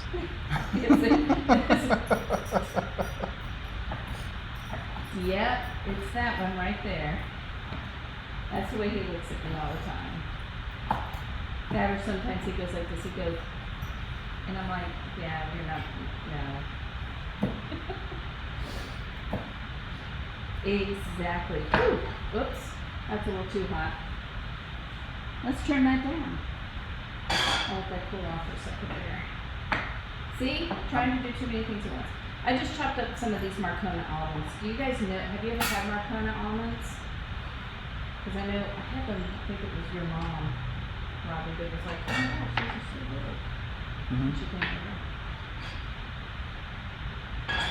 They're a little more expensive, but they are so good. And you can get them like, sometimes they have them like roasted in olive oil with some rosemary. They're delicious. These just have salt and a little olive oil on them. So they'll be perfect for this color. Cool down, cool down. Woo! Frying ourselves up some papers. So I'm trying to make these crispy. That's my goal.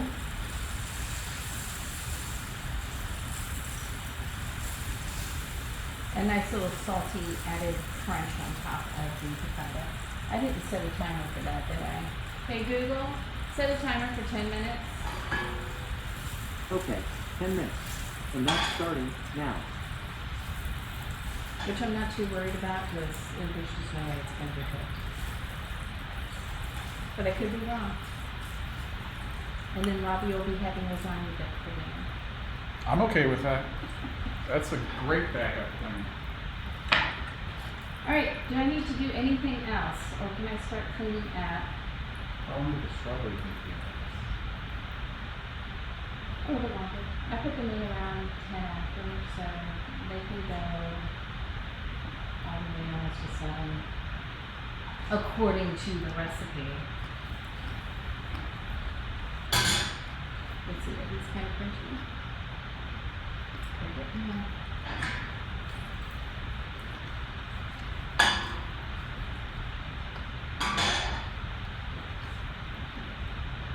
Alright, we'll set those aside to put on our chicken. Honestly, I'm doing much better than I thought being on allergy medicine, so I'll start messing up a lot. I think I'm done with all of this. I'll put these in here and so they're oily.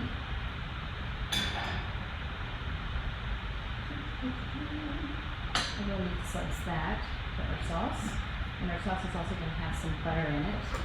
So I'm going to clean up. The hardest part of this for Robbie is generally like, as I cook, he's normally cleaning the dishes as I go. And here he eats and then he has to do the dishes, like all of them. And that's hard for you. It wouldn't be really exciting to see me doing dishes and making noise in the background. Probably not. Okay, we are almost ready to go here. As soon as that chicken is done, which who knows when that will be. So, dishes stream, woo! Hey, you know, I was watching, we went into one stream one night and they weren't doing the dishes because it was the end of the stream. And I have seen some people do that. Alright, I think I need to check the spaghetti.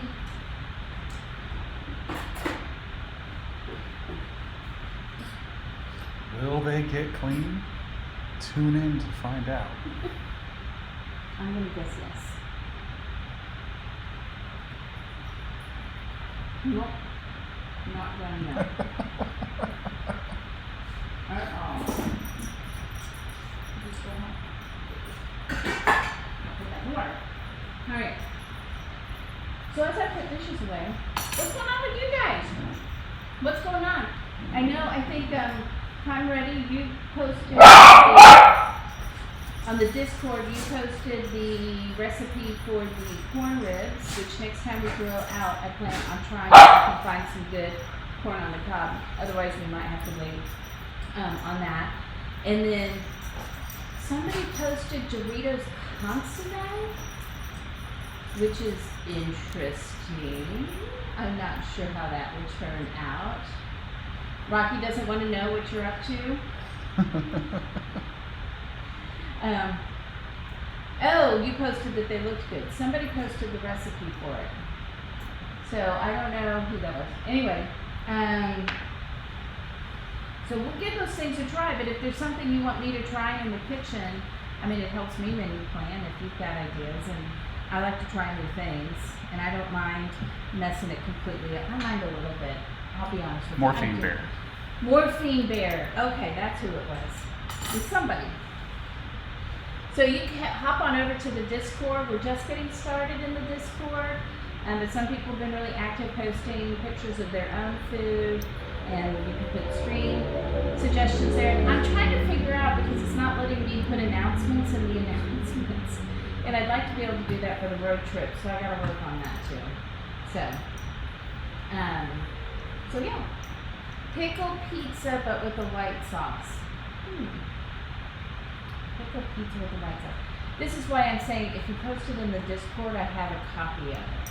Because when it's in here, sometimes Robbie writes them down, but sometimes he doesn't. So I thought next week, Kelsey, we could do like it's a chicken meatball version. You are on allergy medicine. Bourguignon. So instead of it being like beef that gets braised for a long while, we've got some chicken meatballs, so it doesn't take as long to cook. But if that's not what you would like to make, we can make something else. Does anybody else have any ideas of what I can cook with Kelsey next week? Because Robbie's going to have to figure out how to make that happen.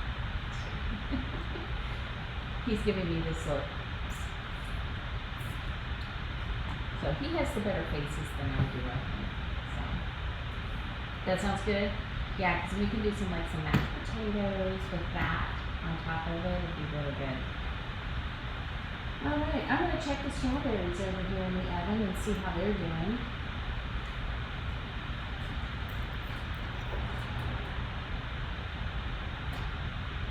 I'm going to stick them back in, but I'm going to show you what they look like.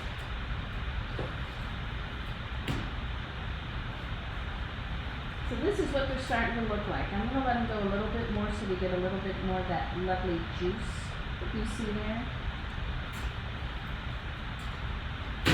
And of course the chicken hasn't started cooking at all.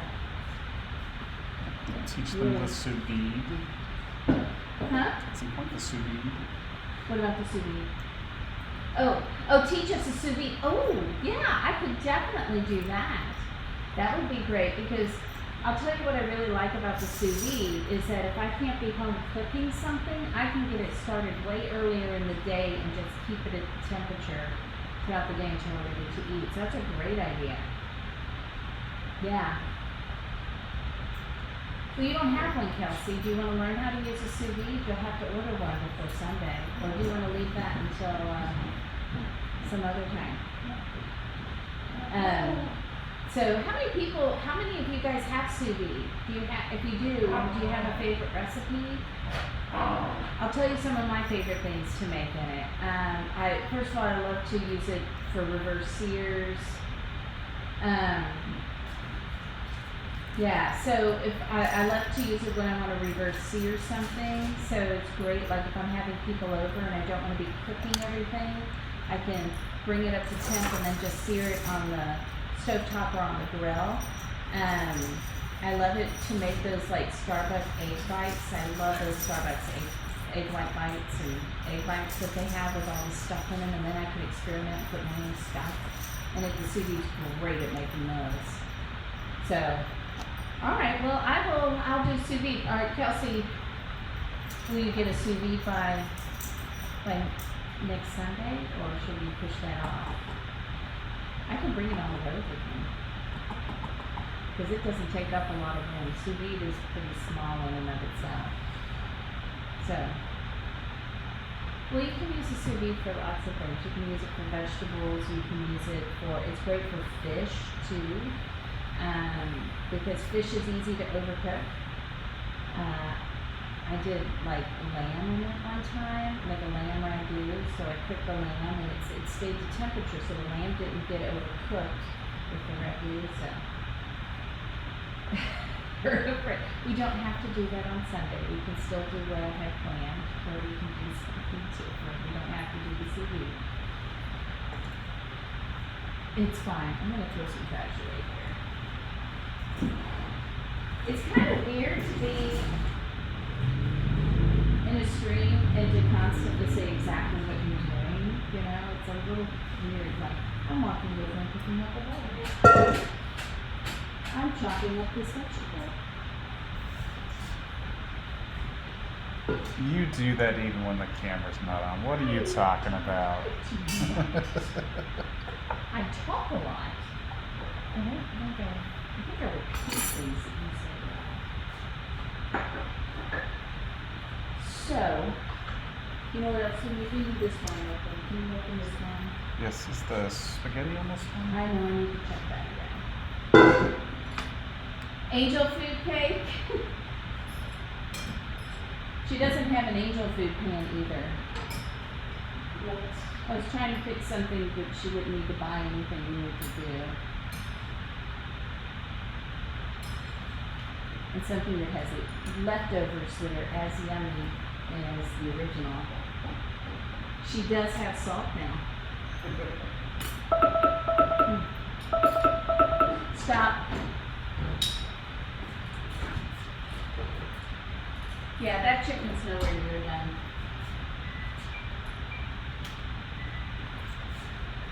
It's nowhere near done. But yeah, so I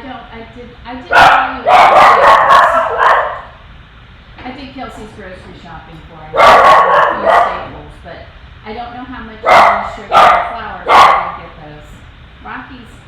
Rocky must see a squirrel or a dog, or the other day he was just barking at my son's car. He was parked in front of the house. Because apparently it doesn't belong there, and that was really upsetting to Rocky. So no, you don't have sugar. And I will send you the recipe for this so that you make sure you have all the ingredients on it. She does have a full spice rack though. So there's that. But she had a full spice rack, no salt. But she doesn't have. And she not only has salt in a big thing, but I also got her salt and pepper shaker. So, lots of stuff.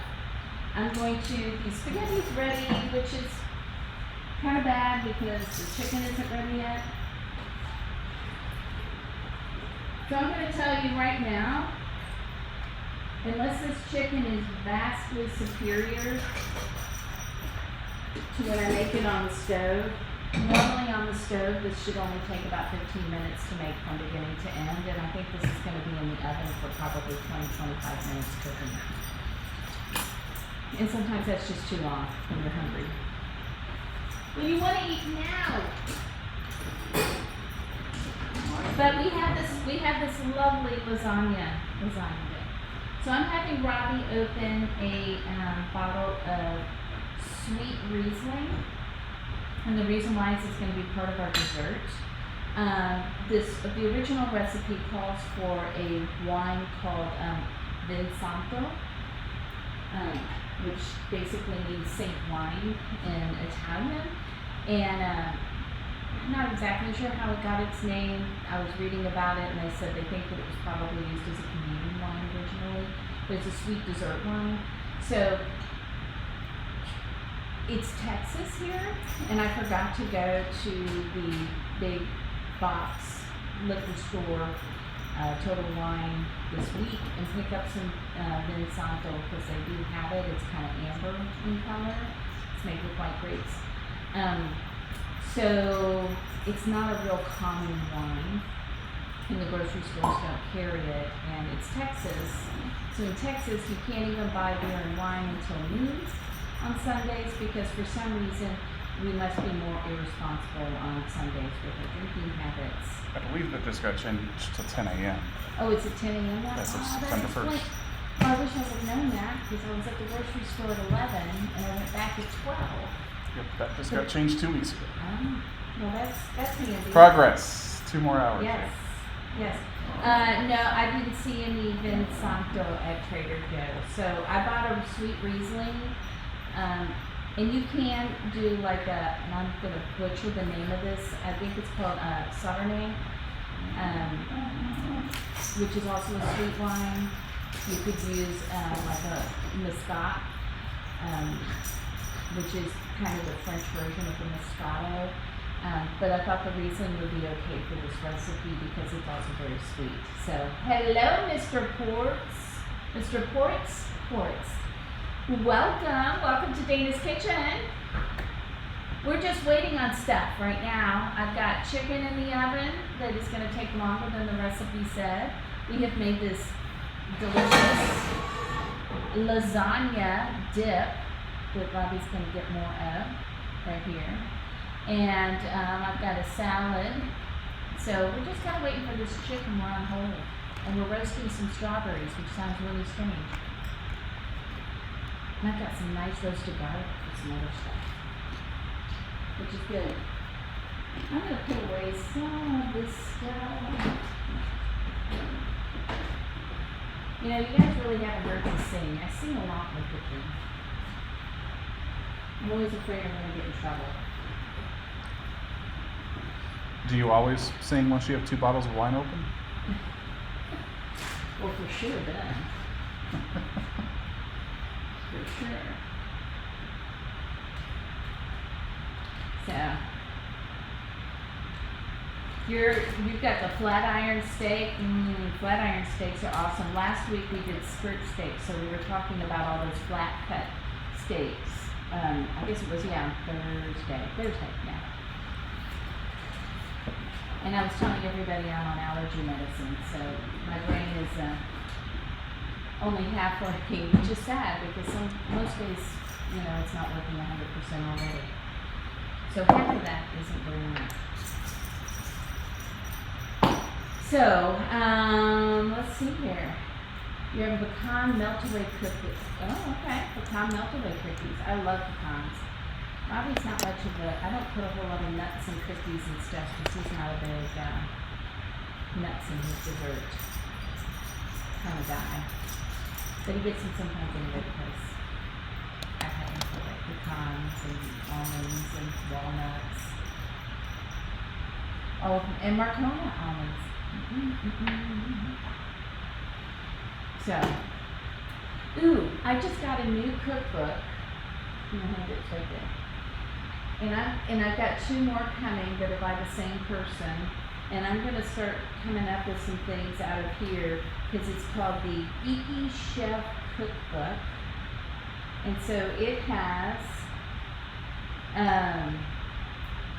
things like inspired by Star Trek, Clone soup, or inspired by the Legend of Zelda elixir soup, or is it Vito? I don't know the Zelda. I mean, you can yell at me, Kelsey. Kelsey will probably yell at me for not knowing things. So, you cooked it. We were just talking about sous vide. That's so funny. So see, he reverse seared it. Right? You put it in the sous vide first, and then he seared it, and then that way you put a hard sear and you get that nice brown on the outside, but you don't overcook the inside. Those flat steaks, it's really easy to overcook them. So potatoes is a side, gourmet. So all good stuff. So anyways, I'm going to kind of play around with these books and see if I can come up with some recipes that are like Star Trek or Legend of Zelda, where I'll butcher the names and you guys feel free to make fun of me. I don't take it personally. I'm a little bit older and I just didn't, play Zelda. I played a lot of Mario games. I know a lot of Mario people. Just not Zelda.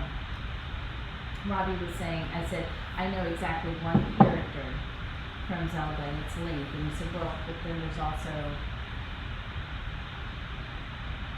I'm like, Zelda? Yeah. So you know too. And I'm like, I wouldn't know Zelda, so I would be very poor at rescuing her in the game. So that's awesome. I love using the sous vide. So we will put that, I will make sure that that gets either put on the road trip, that we bring it around on the road trip. We're not going to be able to cook every single Thursday and Sunday because I don't have a kitchen every single time. But we do have a couple of really cool places that we're staying, so hopefully we can cook in those places. And the other times, we'll take you on a culinary tour of wherever we are. That's the plan. That is the plan. And that's the plan if my equipment gets here, because I still haven't heard back from them, and I don't have my equipment yet. So. And maybe even one of those in cow costumes. And maybe one of them will be in cow costumes, right? So, because Robbie really, really wants to wear the cow costume. Really. I mean, like, he's... Alright, salad. What else did I need to put on the salad? I need to put almonds. I don't want to put the dressing on until we're ready to eat. But meat sweats out. Just right. Okay, so I have my micrograter, which is what you usually see me use today, which I'm going to be using for this cheese, this nice, like it gives me nice ribbons of Parmesan cheese. Gonna put that on there.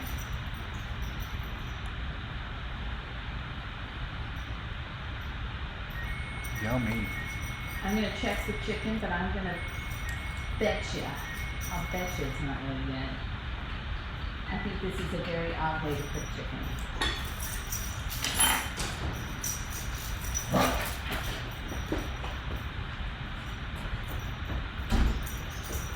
Strawberries are pretty good though, so I need to take those out yet.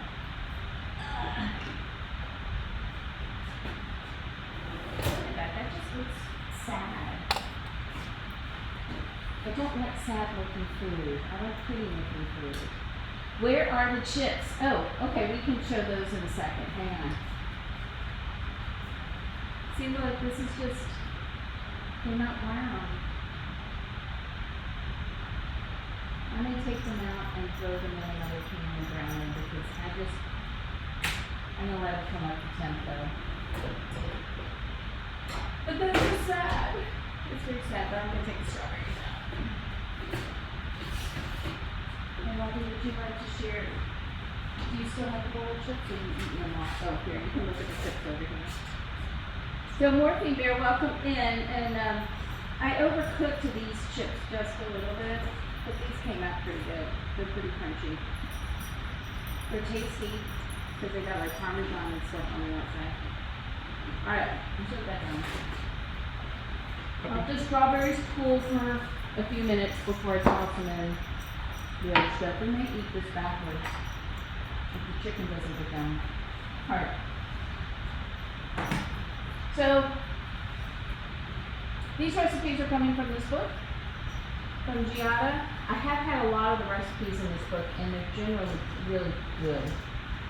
So, the salad is from the book, the dessert is from this book, but I've had a lot of the other things in here that are really, really good. The seafood's really good, the pasta dishes are really good. So if you are like me and you're not allergic to gluten, but it bothers you a lot, like you have sore joints and stuff, that book has great recipes to help with that. Alrighty. What am I gonna do? Is she still, I don't know if Piccata still has anything on TV. She's got a special that she did with Bobby in Italy. Do I tend to follow? Oh, thank you, Mandu Cholera. Thank you so much for the gift sub. That's one. Oh, we get to spin a wheel. That's right. Or puppy treats. Or you can give the puppies a treat. Or So we can have split one of them. them have a sour, extreme sour warhead. Yeah. So, Gifter's choice. so Mondu, what would you like? Would you like Robbie to spin the wheel, me to spin the wheel, or would you like to give the puppies a treat, or would you just like us to eat some sour warheads? Extremely sour warheads. So that is up to you. And if you, oh, Robbie, you may spin. Thank you. I like your answer. Come on, puppy treats. What is going on there? Oh, serrano. Serrano pepper. Could be worse. All right. Let me give you a little piece of that. My cutting board is over. Thank you for the sub. Thank you so much for the sub, and thank you for choosing Robbie for the spin. There you go. Wine will be great with this, right? Perfect. Okay. Is it yummy?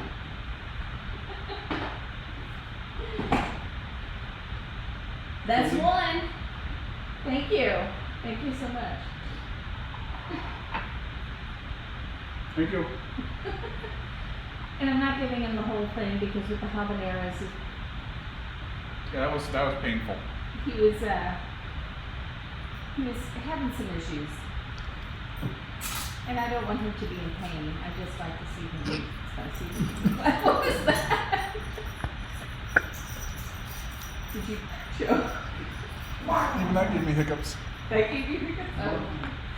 I was wondering what was going on down there. Because he's finished chewing and he took his wine and then all of a sudden he started laughing. So apparently he wasn't laughing. I He have was hiccups thinking now. Spicy Thanksgiving hiccups, and that's actually wildly entertaining to me for some reason. It is the hiccups. It's so fun. Okay, I think I'm going to take this chicken out. But this means I'm going to get another pan dirty. And I usually like to brown things like chicken in a cast iron or, I don't know where my carbon steel pan is right now. Ooh, pomme de chocolat.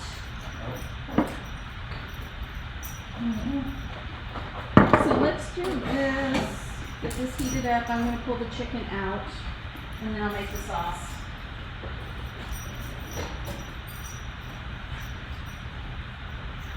If I only were just a tad more organized. But do you see that? See how that chicken isn't brown at all?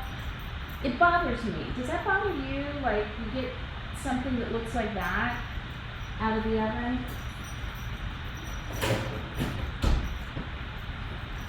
It's just, to me, it's just not appetizing. So we're gonna try and brown that up a little bit. I'm going to heat this up. We're going to probably get a little bit of a spatter here. I'm going to oh my goodness, that dog. He's been pretty good today though, overall. Yeah. So this is just, I'm going to, next time I'm going to do it my way. I might use the sauce recipe, but I'm definitely not going to cook the chicken this way. I'm trying to clean up so this looks nicer, like when I'm plating food up, because usually there's just mounds of crap over here. So salad. Oh, the baby dressing is done. I'm going to put the rest of the onions on there. I mean, why not? Why not?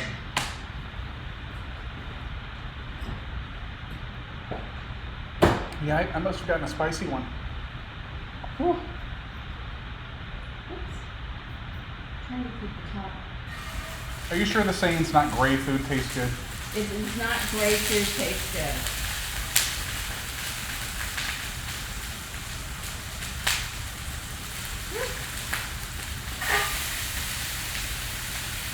if this is the best, like, reverse sear method here.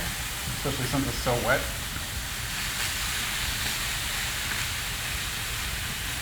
So, Mr. Ports, when I reverse sear my steaks, I do the sous vide, and then I actually stick them in the refrigerator on a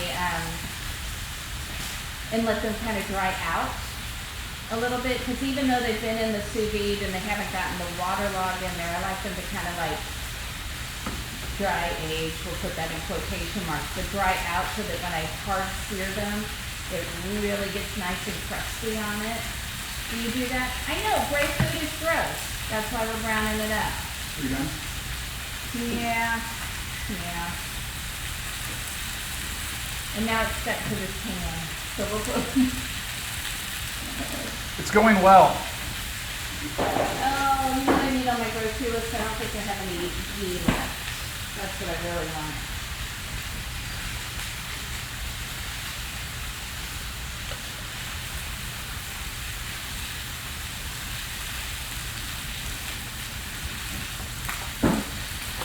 Hey, talk to people, Robbie.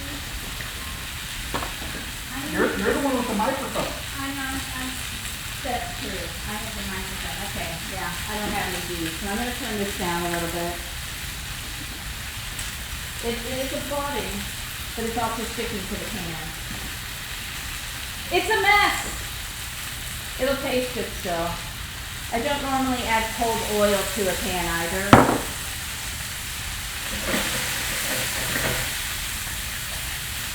But I want my chicken to loosen up here.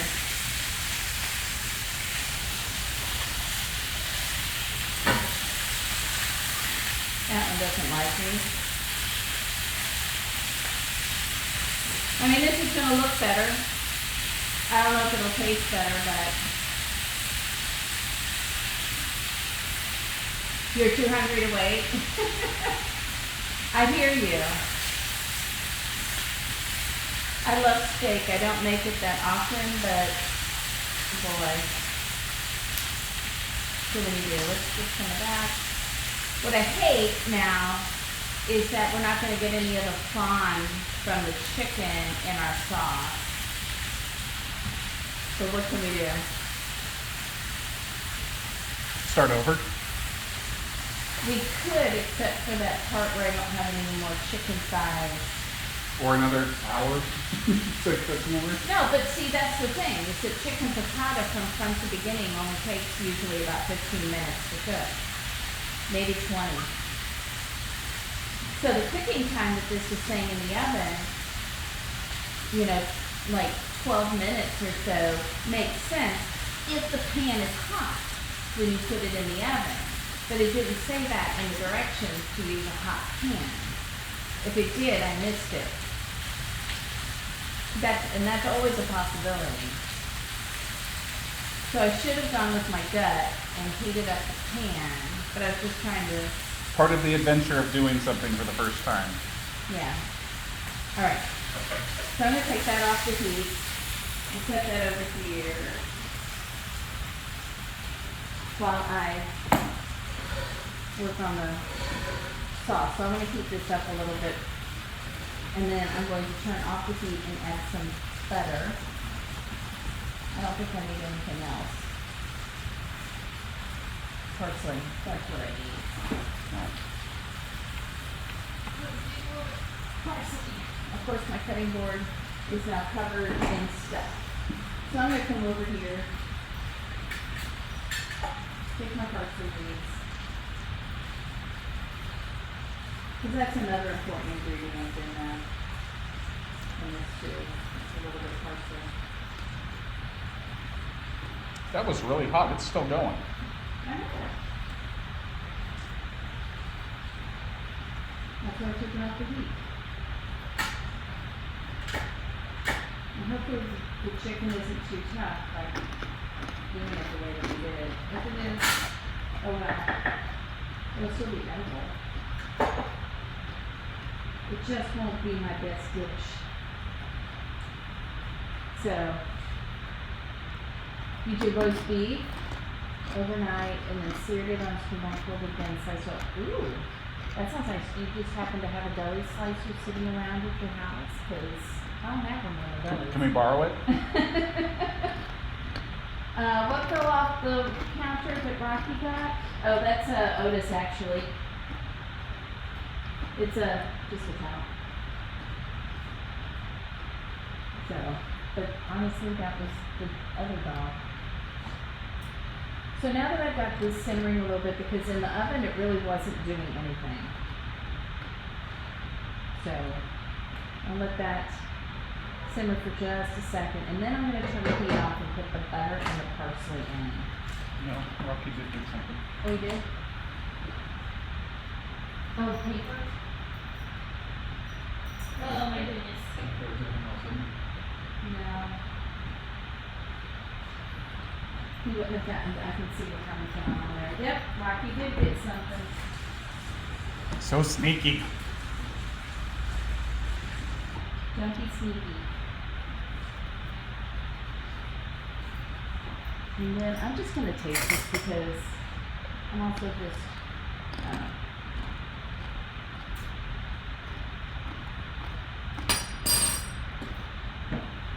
now I'm going to add some butter.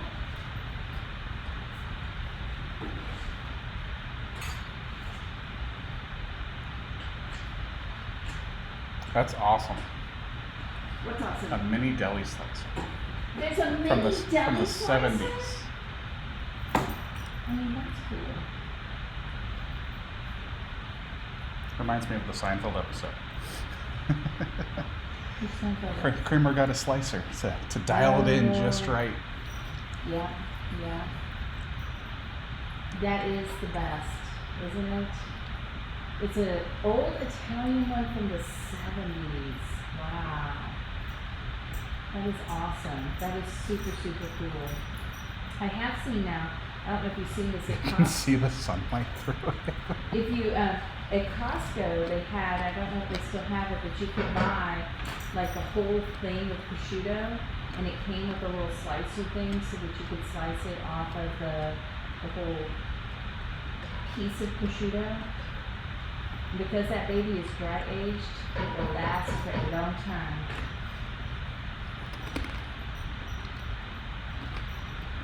I'm gonna stir that parsley. It's a pretty simple sauce. And you don't want to do anything else. Like, you don't want to, if you want to stay authentic, you do what you want. If it tastes good to you and you want to put Parmesan in it, you can. I sometimes put garlic in it. That is not an authentic Italian way to make a piccata. But I kind of want this to reduce a little bit for the pasta, but we're not going to. Oh, and you know what I forgot to do? Because this is a real important part of making pasta. Save some of the pasta water and add it to whatever you're pouring over the pasta, because it'll help that sauce stick, because it's got all the kind of gluten, the starches in it. I forgot to do that, so our sauce. So it's Robbie style. It's Robbie style pasta. Yes, exactly. All right. We are going to plate this, except I'm going to do. You put these away. I sure did. Okay.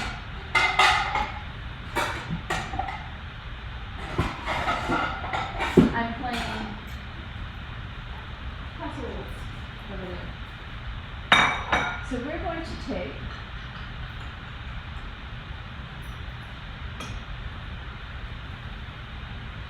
it's nice that you found a old commercial grade cutter. I don't know that I would have ever thought to do that. Alright, so I'm going to put that pasta on there. We're going to get a piece of chicken.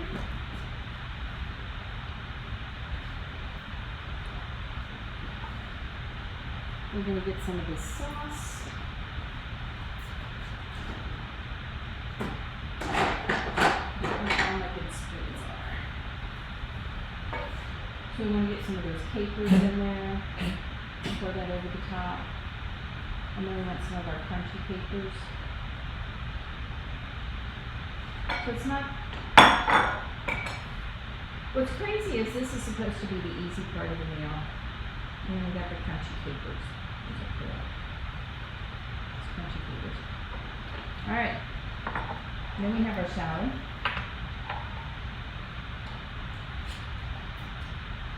For our side dish. And it's a super garlicky dressing. It's gonna go on there. Alright, you ready to try? Do I need to take a picture or two? Yes. Can you take a picture? We try to remember to take pictures.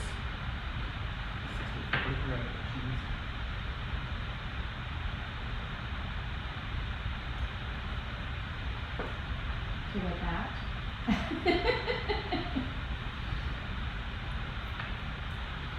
Food comas are the best.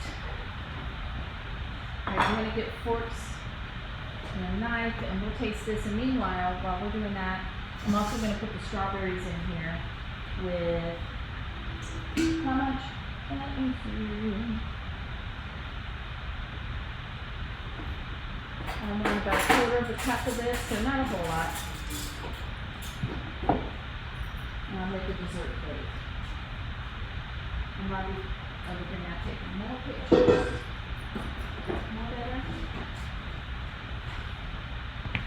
And I am over here, I know you guys can't see it, but I'm actually not just putting the strawberries, but all that lovely strawberry juice that's gotten really thick because of the sugar. So it's kind of syrupy. And I don't know why I'm yelling because the microphone hasn't changed places. You're just not used to that yet. I'm not.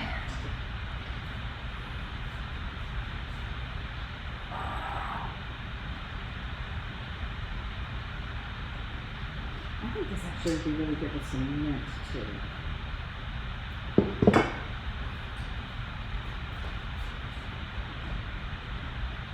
So,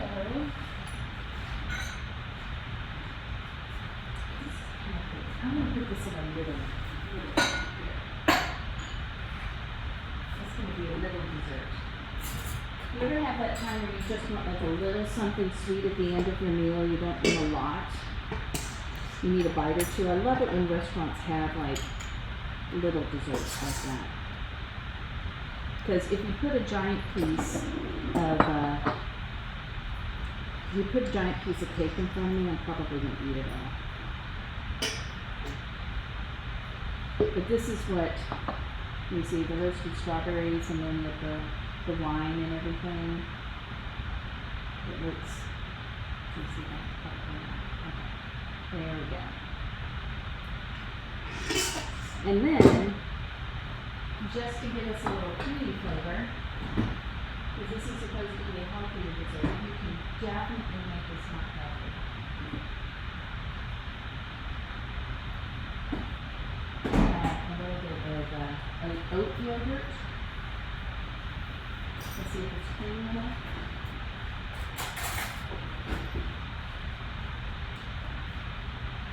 I'll probably whip this up a little bit. And honestly, you know what I think I would do? I might have some marzipan in here. Use it in the other fridge.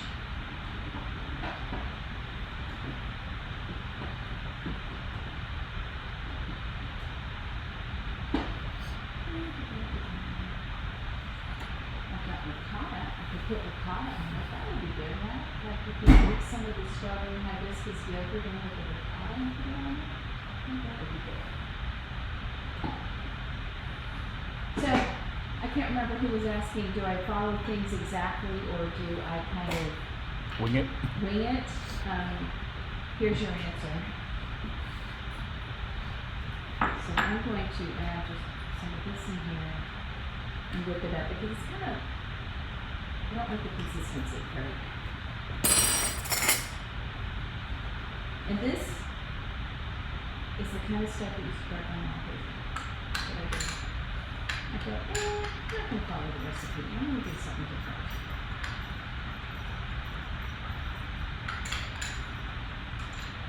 But I think this would be even better with like a marzipan if you're doing this, or just do it with ice cream.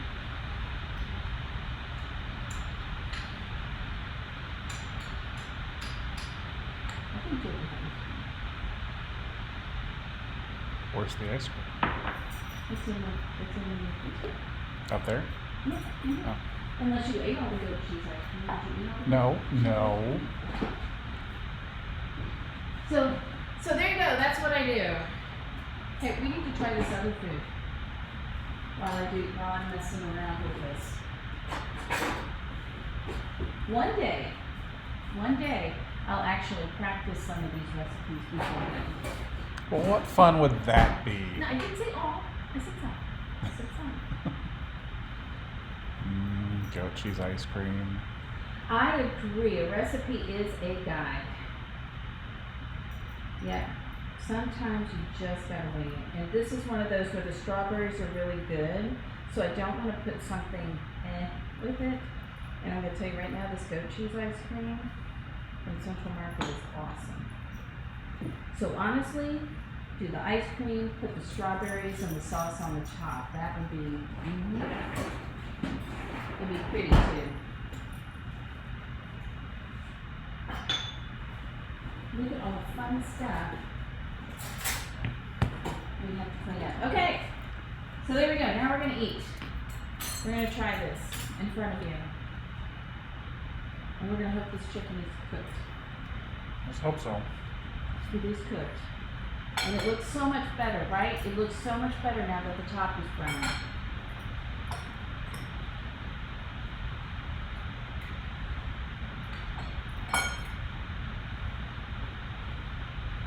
Did you see that monkey fish, baby? Nope, that's on the small screen. I don't think the goat cheese ice cream is heavy. Not any heavier than a really good vanilla.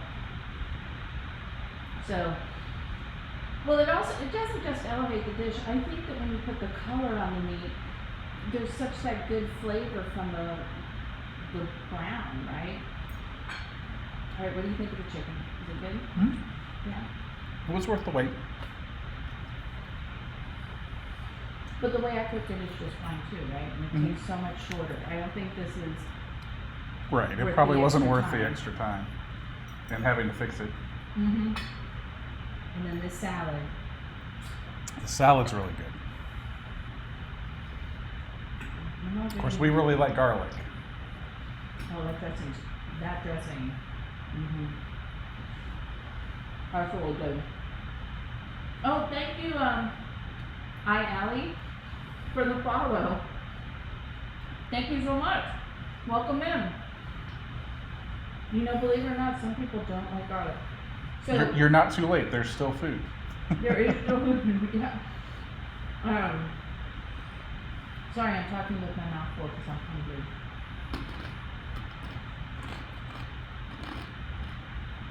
But I like this salad. So this salad would really be awesome if you've got a heavy dish because it's got that nice bitter quality to it that'll help, and it's got a lot of good acids in it, so it will kind of cut up and break up all that richness on some dishes. This isn't a super rich dish here, and it tastes perfectly fine with it, but it would hold its own. I agree. Garlic is amazing. Yeah, and it keeps the vampires away. So what Very else can you- important. What else can you ask for? Tastes good. Has a second purpose. You want to taste it? I'll let you go first. This is always the strangest night of eating because we eat a little of everything from I beginning didn't to just end. do that. That's fine. You didn't see that. It's not like it's recorded. It's not that there's two cameras on that or anything. Exactly. Nobody saw it. Exactly.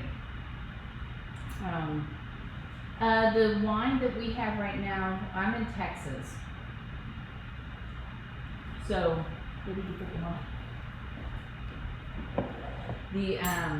The red wine we have is from a Texas winery called Brennan Vineyards. I actually really love their little place. It's in Comanche, Texas, and it's a cute little place. And this is their winemaker's choice, so it's a red blend. It's really good. It's really good. Texas has come a long way. They're learning how to make really good wines now. So So I try to support them when I can. So, but that's one of my, I like that vineyard, and I love McPherson's vineyard. It's a really good one. A fun one is Lost Oak. They have a great place out in Burleson, Texas, where they have music, and it's a little bit less expensive wine. And let's see, I think those are my favorites in around here. So, yeah, this would be a nice one with red meat. So this is the one. It changes from year to year. The winemaker's choice one does, but I've liked it every year that I've had it. So it's good. Yeah. All right, I think Robbie is over there looking for something. For someone new. So, Mr. Ports, are you here in Texas? I gotta tell you, one of my favorite wines comes from, I think, is it McPherson that makes something now? That's super high alcohol wine. It's real rich and happy, like it's really rich. Maybe. I know it was one of the 4 Point people. Yeah, so it was either Brennan or McPherson makes one that's called Nero that is just, it's like power if it's good. So anyway, so oh, you're in Finland. Oh, so definitely not in Texas. So I've heard that in some places in Europe they call crazy people Texans. And I'm not, I'm one of the crazy people, but one of the nice crazy people. Here in Texas, so. Are we going someplace? Mm-hmm. Okay. Where are we going? Kelly Cakes. She's baking cookies and decorating cakes. Okay, cool. I don't know if you've heard about Kelly's Cakes, but guys, thank you so much. I just want to say, because I like to make sure you guys know, I appreciate it when you spend time with me in my kitchen. I wish I could have you guys all here because I love having a full house and cooking for lots of people. And this kind of gives me that feel a little bit to have you with the conversation. So thank you so much for all of your support. Thank you for sharing your time here. And have a good night. We will be back on Thursday. Ooh, and I'm going to intrigue you right now because you know what we're going to make on Thursday? Pastrami tacos. Are you intrigued? I'll be there. I'm intrigued. I've never made them before. So come join us on Thursday for some pastrami tacos. And let's go give a warm welcome to Kelly's Cakes and go visit her. All right. Good Thanks, night, guys. guys.